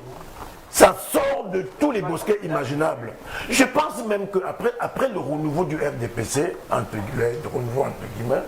il va falloir passer à ce qui se passe au Gabon à l'heure actuelle. On ne peut pas valider 420 partis dans un pays de 35 millions d'habitants. C'est favoriser les replis communautaires. Mais bien sûr, dans mon aire culturelle, ils sont déjà 5 candidats. Ça va pas, non? Là, l'union est clé. Non, battant en général. Il y en a 5. Est-ce que c'est sérieux, ça? Oui, donc, des alliances qui ne reposent sur rien. Docteur, c'est pour ça qu'on avait proposé d'avoir le profil de l'homme politique, de l'opposition, de l'homme politique. Hein, Timothée, moi, quand je fais un croquis du bon candidat, il a maximum 50 ans. Donc, quand pour moi, il est barré également. Si vous voulez savoir mon point de vue. Parce que nous voulons, moi, je suis barré d'office. Parce que je n'ai pas 50 ans. Donc, sortons de ce nombrilisme-là. Parce qu'un pays, tout le monde va être président. 18 candidats, pour le moment. J'ai même mon ami, Ntienge, qui est candidat aussi. Ils sont sérieux. Oui, mais professeur, pour pouvoir sortir de là, il va falloir absolument engager des réformes, par exemple au niveau de la Constitution. Avant les réformes, c'est compliqué. Je prends un cas. Il faut faire appel aux nationalités. Monsieur Biya est arrivé au pouvoir à quel âge? Il y est jusqu'aujourd'hui. Oui. Quand je parle de réforme, ça veut dire que nous avons besoin, ça c'est mon point de vue personnel, d'un candidat qui peut osciller entre 60 et 75 ans, qui n'aura pas le temps de s'éterniser au pouvoir, pour pouvoir engager une refondation. Non, président de transition. De transition. Non, c'est un euphémisme. De tous les États. Donc, en fait, d'une certaine manière, vous laissez comme tout. Comme la tête de gondole. Non, mais c'est intéressant, c'est toujours. Il n'est pas le seul. Lui va laisser entendre pour la fois où j'ai discuté avec lui qu'il se voyait comme un candidat de transition. Je vais aller vite. Le Cameroun a besoin de rajeunir, de renouveler son personnel politique. D'accord. Je suis désolé, je ne peux pas anticiper, moi, à l'âge que j'ai, sur comment dirais-je, les défis d'un enfant de 15 ans. Il rêve de quoi au Cameroun? Un gars de 50 ans peut encore s'arrimer au rêve d'un jeune Camerounais. Nous sommes 90% de Camerounais au moins de 35 ans. Vous ne pouvez pas gérer un pays d'enfants. Pas fait gérer un pays d'enfants par des gens qui ont un âge certain. Je dis que ayons le courage de reconnaître que aujourd'hui on a besoin des gens qui ont l'âge des Soumba. Timothée, ce n'est pas plus moi. Et ça vous avez déjà un militant, hein? Il voterait pour vous. Donc, sortons des histoires de j'ai un parti fort, je reçois la bénédiction. Ma communauté est importante. Il n'y a aucune communauté importante au Cameroun. Nous sommes tous des Camerounais. Nous sommes tous importants. Nous serons tous importants. Nous sommes tous imbriqués. Et nous sommes condamnés à vivre ensemble. Il ne faut pas que les gens prennent le pouvoir sur le prisme d'une vengeance quelconque. faut pas que les gens le conservent non plus. Voilà, c'est tout. Voilà, 16e gars, on allait dire sur le plateau que l'opposition a effectivement une chance de renverser le pouvoir en place depuis 42 ans au Cameroun, mais l'opposition propre en elle-même les propres GEM, sa propre décision. C'est parce que elle brille par... ils sont disséminés, ils sont quasiment chacun dans son coin, tout le monde se voit présent. Et pas autrement que ça risque de ne pas marcher. Malgré qu'on peut se convoquer des faits probants, comme l'a convoqué sur le plateau aussi Simon Mambou. Qu'est-ce qu'on appelle opposition? Quelqu'un qui pendant 7 ans n'existe pas. Le docteur Mayaka citait un nom d'un frère de notre localité du grand bassin Bassa. Je connais même pas, je savais même pas qu'il y avait notre candidat. Qu'est-ce qu'on appelle opposition? Des personnes qui surgissent à un moment donné et décident d'être candidats peut-être parce qu'ils ont des arrière-pensées se disant que je peux porter peut-être un mouvement à un moment donné et après me rallier derrière quelqu'un. C'est un fait. C'est un fait, il faut faire avec. Mais moi, je préfère souvent refuser de m'attarder sur la pléthore des candidats, qui est même 100, 200, pour moi, ça ne me crée pas un problème. Nous savons qu'au total, il y a maximum 3, 4, voire 5 qui sont crédibles. Et il y a 3, 4, 5 qui peuvent faire le jeu. Interrogez la majorité des Camerounais à l'heure actuelle, qui vous cite les noms des hommes politiques. Il y a M. Biya, il y a M. Kamto, il y a M. Cabral, M. Oshi, et quelques autres noms, M. l'avocat là, Mouna, Akere Mouna, qui ressortent. Donc, vous voyez, je parle de 5 candidats qui ressortent, qui peuvent véritablement gouverner. Et aussi même Pennek est cité. Ah, aussi, effectivement, Pennek. Moi, je le cite par respect pour ce que le SDF a été. Citoyen, il y a Matomba qui va faire une dispersion dans son village, des voix du village de Matomba qui iront sur Matomba, et ça fait une déperdition de voix. Sauf que vous parlez du village de Matomba. Par exemple,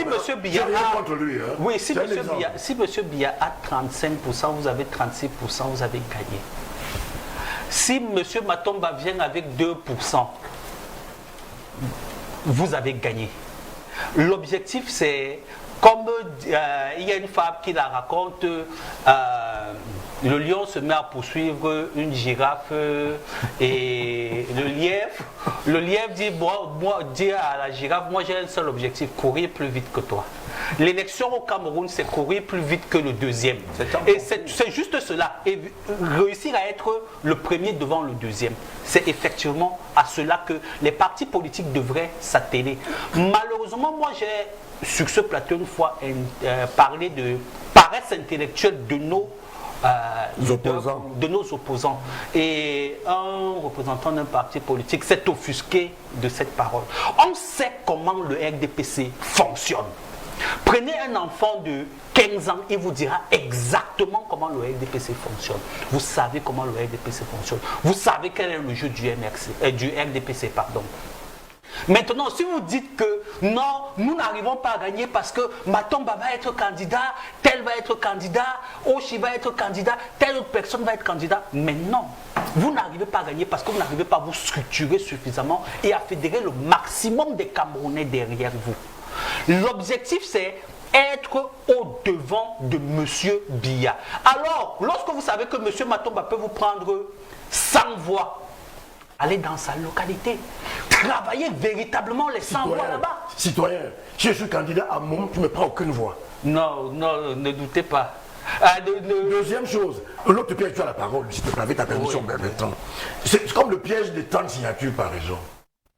Ça, c'est les 300. Les 30 signatures. Si tu veux être candidat indépendant, par exemple, je parle de Ngoli Chumba, pour aller prendre 30 voix, 30 élus de Tokombele, tu n'auras jamais ces voix, quelle que soit la quintessence de ton programme politique. Mon voisin fait semblant d'ignorer. Nous sommes un pays tribalisé qui se cache. C'est comme en France. Ils sont tous racistes et ils te diront qu'ils ne sont pas. Ok. Non, sauf que aucun parti ne va dire qu'il est raciste. Sauf que nous sommes d'accord. Chaque personne, n'a droit à signer une seule, accorder que la signature à une seule personne. Voilà. C'est-à-dire, vous venez, dès que j'ai signé pour vous, c'est terminé.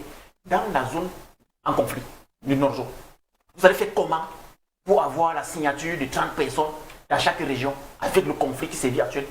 Dans la plupart des villages appartiennent. Non, mais il y a la vie aux autres. On ne va pas. Ok, merci.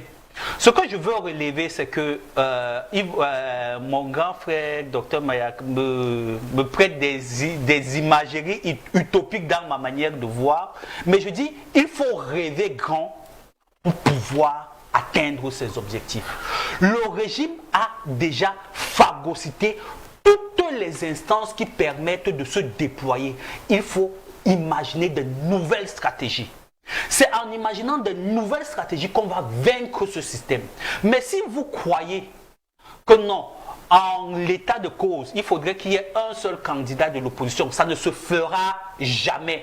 Parce que le régime a voulu ce foisonnement de partis politiques pour qu'à un moment donné, lorsque l'opposition réussira à se fédérer derrière un candidat, que le régime réussisse à sortir 5, 4, 5, 7, 8, 10 candidats. Dans leur coalition, que mon ami Timothée n'a pas lu, avec l'UNDP, avec le MDR, avec tous ces autres partis politiques, si l'opposition des autres partis qui ne sont pas en coalition se retrouve à avoir un seul candidat, soyez sûr que le candidat de l'UNDP va sortir, le candidat du MDR va sortir. Et ça, c'est dans l'objectif de pouvoir fragiliser leurs différents bastions, parce que si on a l'impression que leurs bastions se fédèrent déjà vers le candidat de l'opposition, il faut à tout prix essayer de casser ces voix de ce côté, en espérant que le socle granitique ne sera pas ébranlé. Et c'est ça.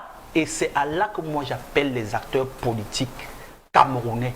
Renouvelez votre intelligence. Soyez bien plus malins que le système. Parce que c'est en étant un peu plus malin que ce système qu'on réussira à le faire tomber. Mais voilà, tu as bien dit. Timothée, nous ne pouvons pas, tout le monde ne peut pas se dégager. Au niveau de l'opposition, nous avons cette difficulté justement. Tout le monde qui entre en opposition n'a pas le même objectif. Nous sommes d'accord. Voilà, on va lancer. Et à cause même de l'identité du parti politique, il y a des partis politiques qui ne peuvent pas faire quoi. On parle avec Timothée Somba. Moi, je suis assez surpris que pour un thème aussi sensible, on décide de faire la futurologie ou bien le rêve. On fait les choses de fantasme, monsieur. Le thème est clair. Vers un changement de paradigme. C'est une question. Quels sont les paradigmes d'une élection? Le premier paradigme est juridique. Le deuxième paradigme, c'est la politique, c'est-à-dire le jeu des acteurs. Est-ce que le code électoral a bougé? Non. Le paradigme juridique est constant, zéro changement. Est-ce que les acteurs et leur jeu ont-ils bougé? Non. Pas réellement. Non. On a des acteurs classiques, Kamto, Cabral, je sais aussi, Akere, Mouna. Et on a des acteurs émergents, Valeb Salah, qui est une voix qui porte un bon harangue de foule, qui commence à arriver. On a des gens Blaise Gouet, qui semblent ne pas faire foule, mais qui pourtant est là à la preuve. Il a l'investiture avec ses 3 conseillers municipaux. Donc on a donc ces acteurs classiques et le champ est ouvert à tout le monde. On ne peut pas vouloir une chose et son contraire. L'expression politique au Cameroun se veut libre. Laissez que les gens créent leur parti politique. Est-ce que vous savez les problèmes que la création d'un parti politique peut arranger dans un village? Ça a apaisé certains villages où on voulait imposer le monolithisme que tout le monde sait. C'est une fiction, tout le monde c'est MDR. Mais le fait qu'on ait permis que tout le monde puisse créer son parti politique, il y a une famille d'en face qui va créer l'UDR. Et ça calme le village. Nous sommes dans l'expression de la liberté d'opinion, la liberté de penser, qui ne nous enferme dans aucun carcan institutionnel. Mais ce n'est pas ça le problème. Avant de revenir sur cet aspect, j'ai failli oublier. Aujourd'hui, on ne parle pas de candidature déclarée. On parle encore de candidature annoncée. Parce que la candidature déclarée selon l'article 122 du Code électoral, c'est celui qui a déjà déposé le dossier. Donc on a des candidats annoncés. Et l'effet d'annonce produit quoi? Il y a des gens qui se font découvrir. Il y a des gens qui viennent prendre un peu de cette lumière que la présidentielle offre. Parce que c'est un moment où il y a beaucoup de lumière. Donc il ne faut pas se fâcher. Il y a des gens qui préparent 2026 à partir de la lumière de la présidentielle 2025. Tout ça c'est bien. Pour moi tout ça c'est bien. Ça montre la vitalité de la démocratie. Mais qu'est-ce qu'on veut? Je me rends compte qu'il y a des gens qui veulent, dont le but est de changer le système. Et il y a des gens dont le but, comme moi, est juste de travailler pour améliorer la situation de mon pays. Et on n'améliore pas la situation de son pays en faisant de l'amnésie sur ce qui a déjà été fait. Donc le Cameroun, c'est un pandémonium. Rien ne va au Cameroun. C'est ce qu'on veut nous faire croire sur ce plateau. Qui l'a dit? Quand on dresse une fresque absolument funeste, ça veut dire que rien ne va. Non. Non, tu es en train de nous prêter des mots, premièrement. Non. Et deux, lorsque tu dis que nous avons dit que c'est un pandémonium. Non. Tu devrais dire peut-être pas dit. Oui, mais lui, dans sa première prise de parole, n'a pas répondu à la problématique.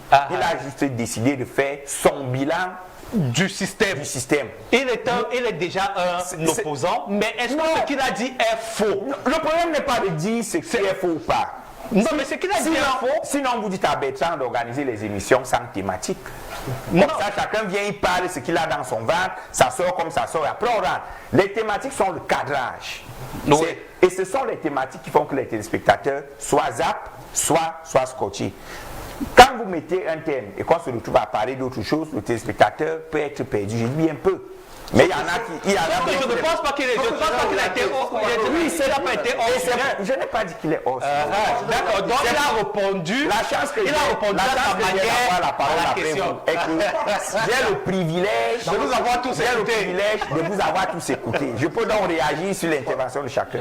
Donc, le Cameroun que moi je connais, que je pratique au quotidien, c'est le Cameroun qui a aujourd'hui 12 universités d'État et 2 universités internationales financées par des fonds des pays. Université panafricaine, université inter-État Cameroun, Congo. Avec classé à quel niveau?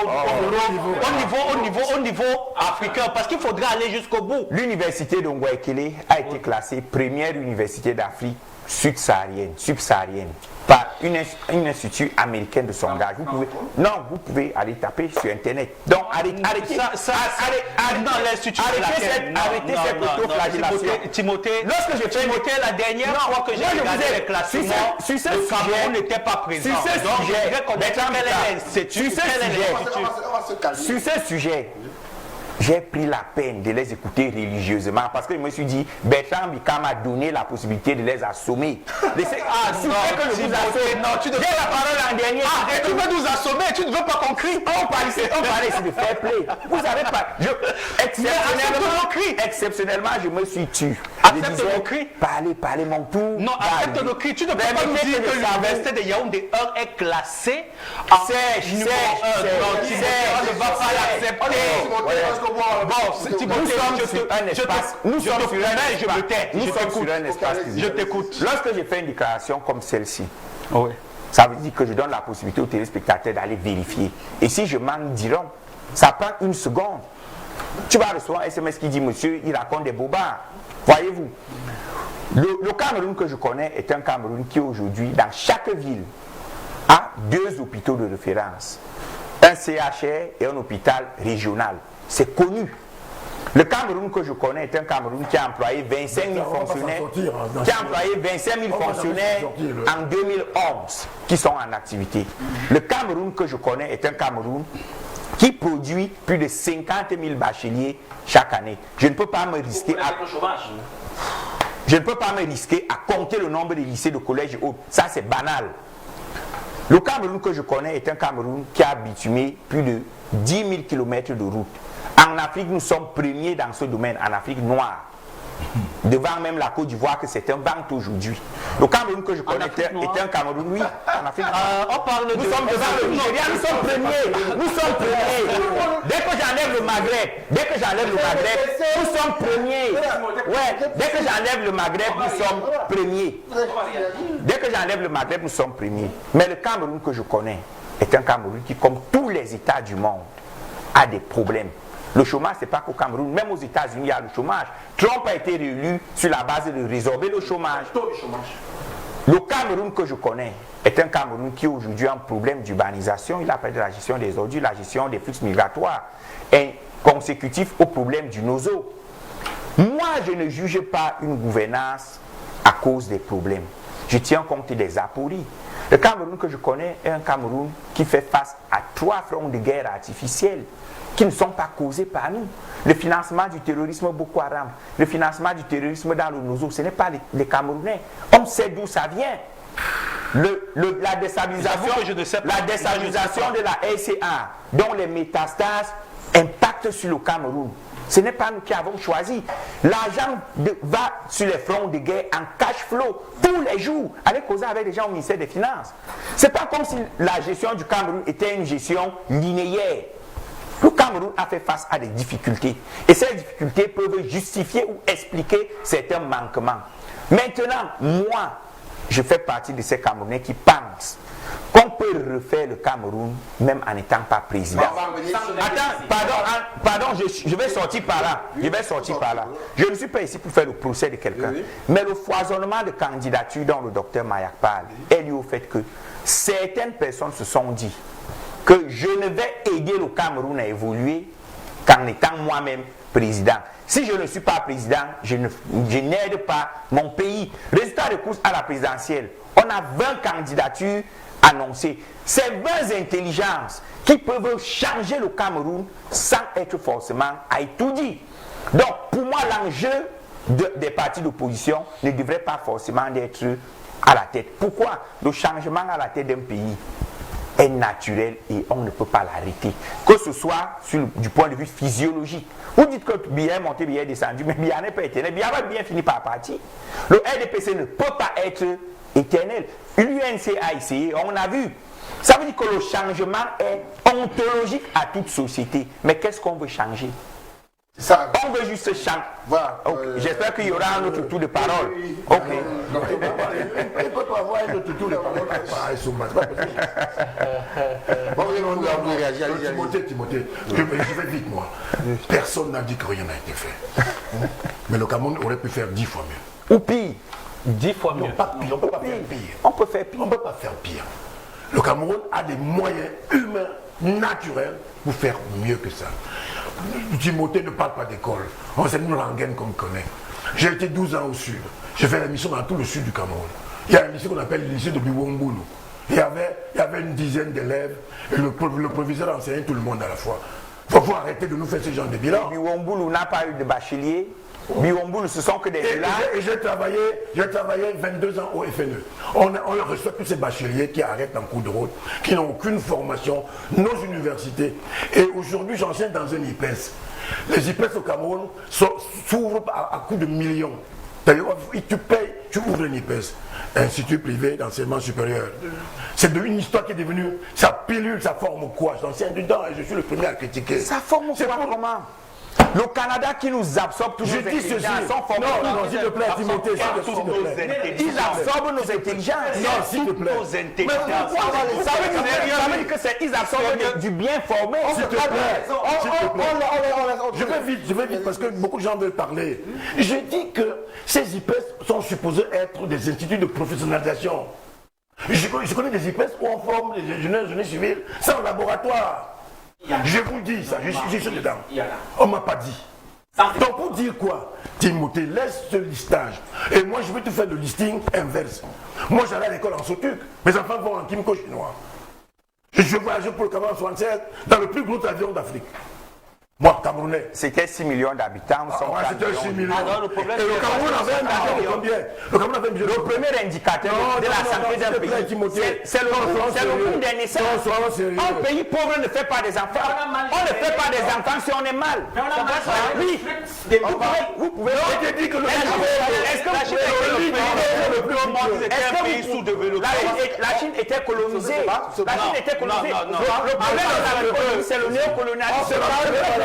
Il faudrait qu'on fasse un débat de qu'est-ce qu'on peut changer. Des éternelles victimes. Comment on a été victime? Tu es encore victime à ton Non, nous sommes victimes. Nous sommes victimes. Victimes de quoi? De quoi parler de Traoré? De quoi parler de Traoré?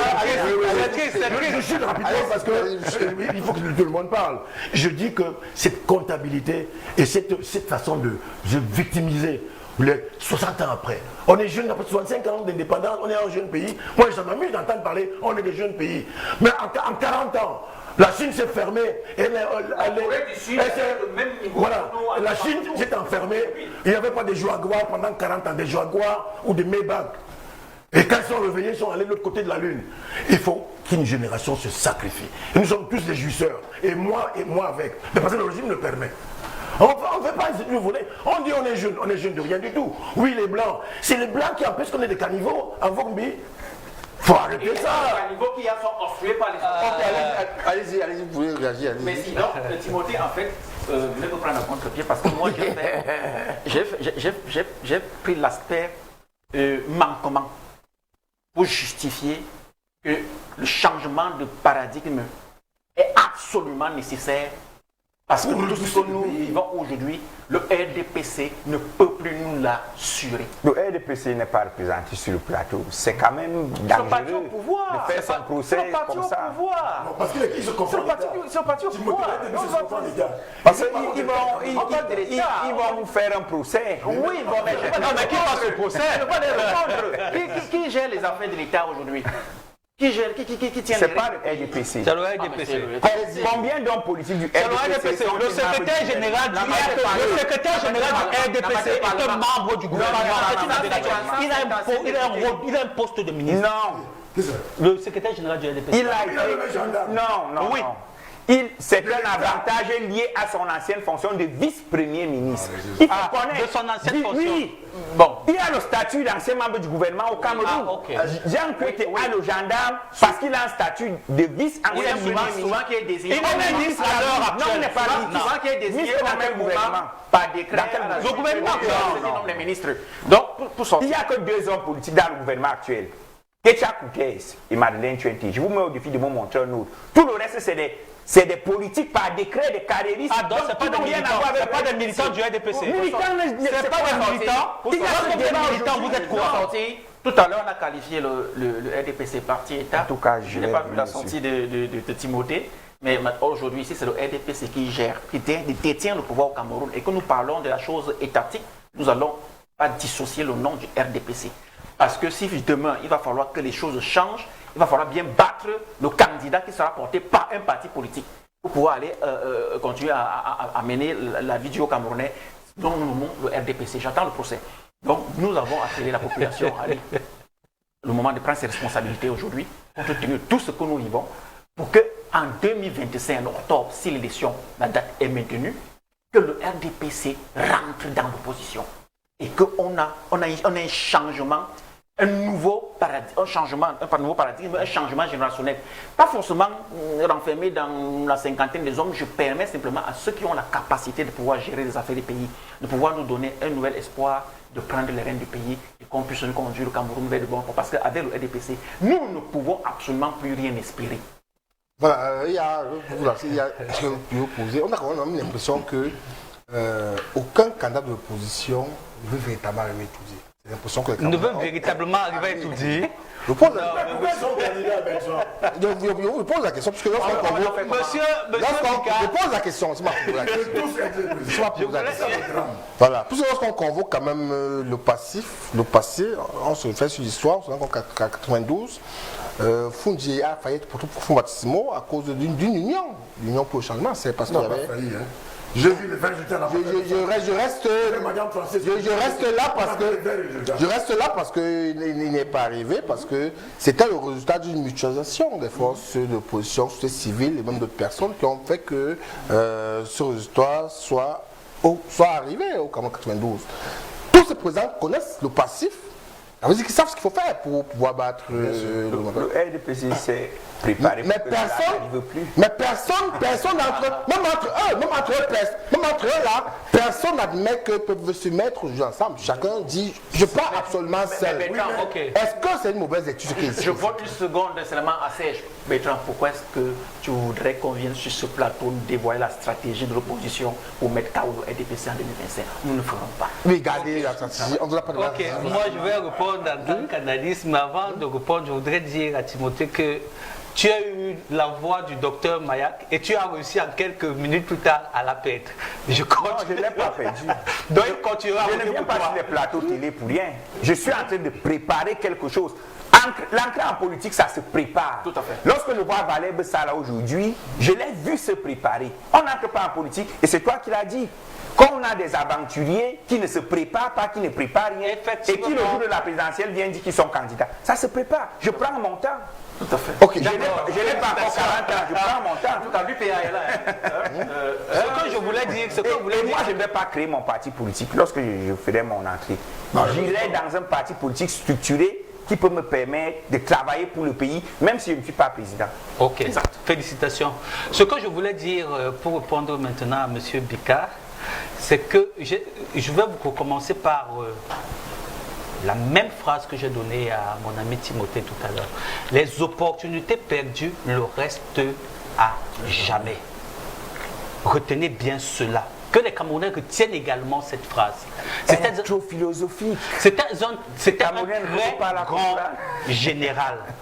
À chaque fois que vous avez l'opportunité de vaincre un système, lorsque vous ratez cette opportunité, sachez que le système se renforce encore un peu plus. En 92, il y avait combien de partis politiques que le régime avait permis la légalisation? Pas autant qu'aujourd'hui. Ok. Vous verrez qu'en 92, le régime a mis en place des systèmes et des systèmes pour que plus jamais. La loi qui régit les partis politiques date quand même de 90. Donc en 92, s'il n'y avait pas trop de partis politiques, ce n'était pas de la faute du régime, mais de l'absence de courage des acteurs. C'est pas ce que j'ai dit. C'est pas ce que j'ai dit. C'est pas ce que j'ai dit. C'est pas ce que j'ai dit. Il nous reste 7 minutes pour sortir cette émission. Ok, je reviens sur ce que je disais. Oui. Les Camerounais ont perdu une opportunité en 92. L'élection législative qui suivait, ils ont également perdu une autre opportunité. C'était majoritaire à l'Assemblée nationale. Ils ont fait corrompre les Kodoks et tout cela qui ont trahi la... Et le régime était conscient de cela et a joué son jeu. Et a joué le jeu qui l'arrangeait. Maintenant, nous nous retrouvons en 2025 à la veille potentielle d'une élection présidentielle. Et c'est pour cela que je reviens encore en parlant de paresse intellectuelle. On a l'obligation, nous les Camerounais qui voulons un changement, de nous montrer plus intelligents que le régime en place. Et je vous dis, ce n'est pas le nombre de candidats qui se présentent qui peuvent gagner. Je suis convaincu à l'heure actuelle, dans un système transparent où le professeur Kamto se présente, où Cabral Libé se présente, où M. Biya se présente, où M. Akere se présente, que si ce n'est pas Kamto, c'est Cabral qui gagne l'élection au Cameroun. Ça, je suis convaincu que dans un régime transparent à l'heure actuelle, si ce n'est pas Kamto, c'est Cabral qui gagne. Mais maintenant, le tout n'est pas de gagner. Le tout est de pouvoir après imposer les résultats réels des élections. Et c'est ça le véritable problème sur lequel l'opposition devrait travailler. Le tout est de pouvoir imposer les véritables résultats sortis des bureaux des urnes. Parce que les Camerounais iront voter. Ils ne voteront pas ce régime. Et on sait ce que le régime fait souvent. On va vers les solutions. On va vers les solutions. Timothée a dit qu'on ne pouvait pas battre. Oui, de toute façon, il va vous dire. Qu'est-ce qu'il faut faire pour que ce vœu pieux des Camerounais puisse être une réalité? Qu'est-ce qu'il faut faire? Moi, je voudrais déjà féliciter d'abord les Camerounais qui se sont inscrits sur les listes électorales. Parce que c'est une population estimée à 30 millions. Si aujourd'hui on a 8 millions d'électeurs, sachant que 60% de la population a moins de 35 ans est jeune, ça veut dire qu'on a au moins 66% des Camerounais en âge de voter qui se sont inscrits. L'ONU dit que l'action est d'abord. Non, c'est... Moi-même, Non, c'est une estimation que je fais. Ouais. Ce que j'ai constaté, c'est que nous partons de 6 millions à 8 millions. Pour moi, c'est un grand bond. Et nous avons tous vécu l'engouement. Mais les Camerounais iront aux urnes pour voter encore Paul Biya. Pour une raison simple. Il n'est pas candidat. Pour une raison simple. S'il est candidat, on est dans les si. Pour l'instant, il n'y a aucun candidat. Pour l'instant, il y a... Parce que Elekam n'a pas encore reçu les candidatures et le Conseil constitutionnel n'a pas encore entériné les candidatures. Donc pour l'instant, il n'y a pas... On est dans les suppositions. Non. Mais ce sont des suppositions avec des indices. Parce que quand Paul Biya fait des tweets tous les jours, moi, ceux qui voient qu'il n'est pas candidat... C'est Babou qui fait des tweets, mais c'est ça. Moi, Babou qui n'a signé aucun tweet. La sacralité, tout le monde n'est pas. Si vous êtes dans les secrets d'Alcove, laissez que le peuple camerounais, qui lui voit comment le président fait des tweets, accepte. Franchement, nous recevons des messages. Le peuple voit. Le peuple, oui. Le peuple voit. Le peuple est en train de faire des tweets.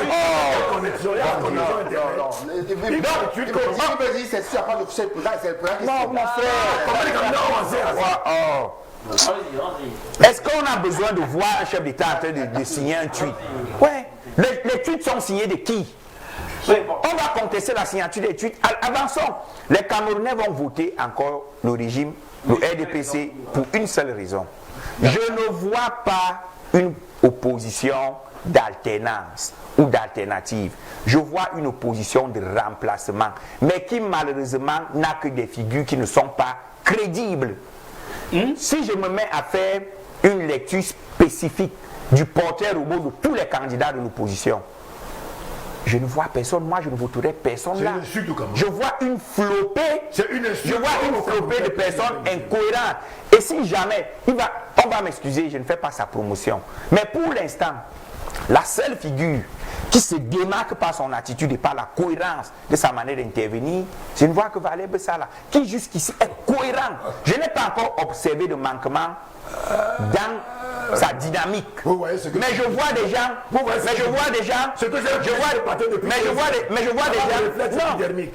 gens, c'est pas épidermique. Moi, je n'ai pas peur de le dire. Moi, je suis militant du RDPC, mais pas communicant du RDPC. Moi, je n'ai pas peur de le dire. C'est pour ça qu'il ne manque pas de communicants. Non. Un militant,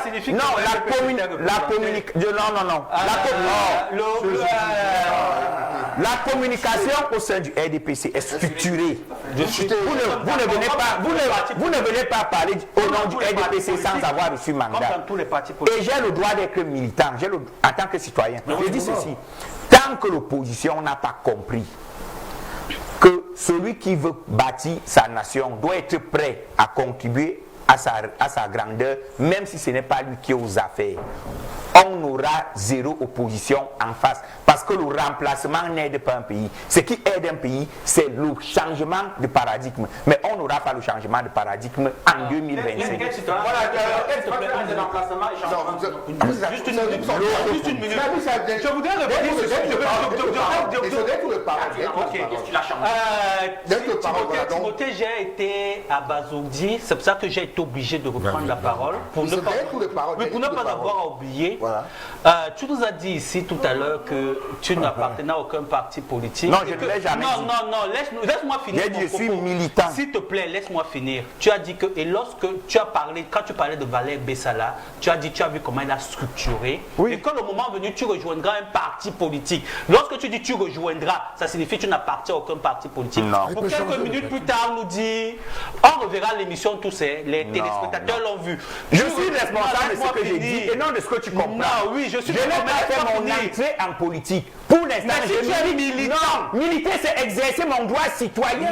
Non. Mais je ne suis pas un droit citoyen, c'est voter. Non. Lorsque tu entres dans un parti politique. Les partis politiques concourent à l'expression du suffrage. On vote sans être dans un parti politique. On va faire le débat ici. Non, ce que je voulais. Non, on vote qui? Et on va voter qui? Oui. Oui, mais on va voter. C'est ça qu'on appelle ça. On va voter l'offre d'un parti politique. Bon, voilà, Pour les gens militants, parce qu'ils participent aux actions politiques du parti. Ce qui n'est pas le cas d'un sympathisant. Oui. En 2 secondes, Timothée. Et vraiment rapidement, vous n'avez pas la lecture des problèmes qui minent notre pays. Ce n'est pas nouveau, cet effritement. Depuis les élections de 1955, on a créé des individus, les bétaillers nés, tous ces gens-là, d'alliés qui est consort, pour la distraction. Tu comprends? C'est pas nouveau. Moi, c'est une stratégie post-coloniale. C'est même pas nouveau. Vous n'inventez rien du tout. Notamment sur... Comment peux-tu penser, Timothée, qu'il n'y a pas... C'est une insulte au Camerounais que tu es en train de dire. Il est militant du RDPC. Non, comment tu peux dire qu'il ne voit aucun Camerounais? Je ne vois aucun, c'est mon point de vue. militant Je n'en vois aucun. Le seul qui pour moi se dégage, j'ai cité son nom. On ne va pas l'obliger à voir. Non. Voilà, Cameroun, pour lancer 2025 vers un changement de paradigme. Voilà, Moi, je dis non. Il n'y aura pas de je suis arrivé à la fin. Voilà, c'est la thématique qui était adressée ce jour, ce dimanche sur la table. Nous sommes arrivés, malheureusement. On me fait des gros signes à régie. C'est pour ça qu'on a aussi beaucoup parlé, qui parlait que vous n'avez plus eu votre temps de parole tout à l'heure. Voilà, une discussion avec Timothée Somba. Merci d'être venu sur Merci pour l'invitation. Merci, c'est moi qui vous remercie. Sur le plateau. C'est un plaisir, Bertrand. Merci. Merci, monsieur Bertrand Bika. Merci à mon ami Timothée qui m'a enfin révélé qu'il est militant du RDPC. Ce n'est pas un crime. Voilà, on vous. Agenda. Ce soir, sur le plateau de 90 minutes en face, nous recevons 16 pour Matomba, donc à l'émission 90 minutes en face. Ce soir, ça face à Omar Noah, et moi-même, il sera 20h30 heure du Cameroun lorsque l'émission débutera. On se donne rendez-vous demain, ce sera 18h30 pour la sortie aux 11 soirs. L'émission de ce jour est encore coordonnée par Christelle Tignem et supervisée par François Débat. Bon dimanche à tous et bon début de semaine. Au revoir. Vous a été offert par l'eau alcaline ionisée eau vive.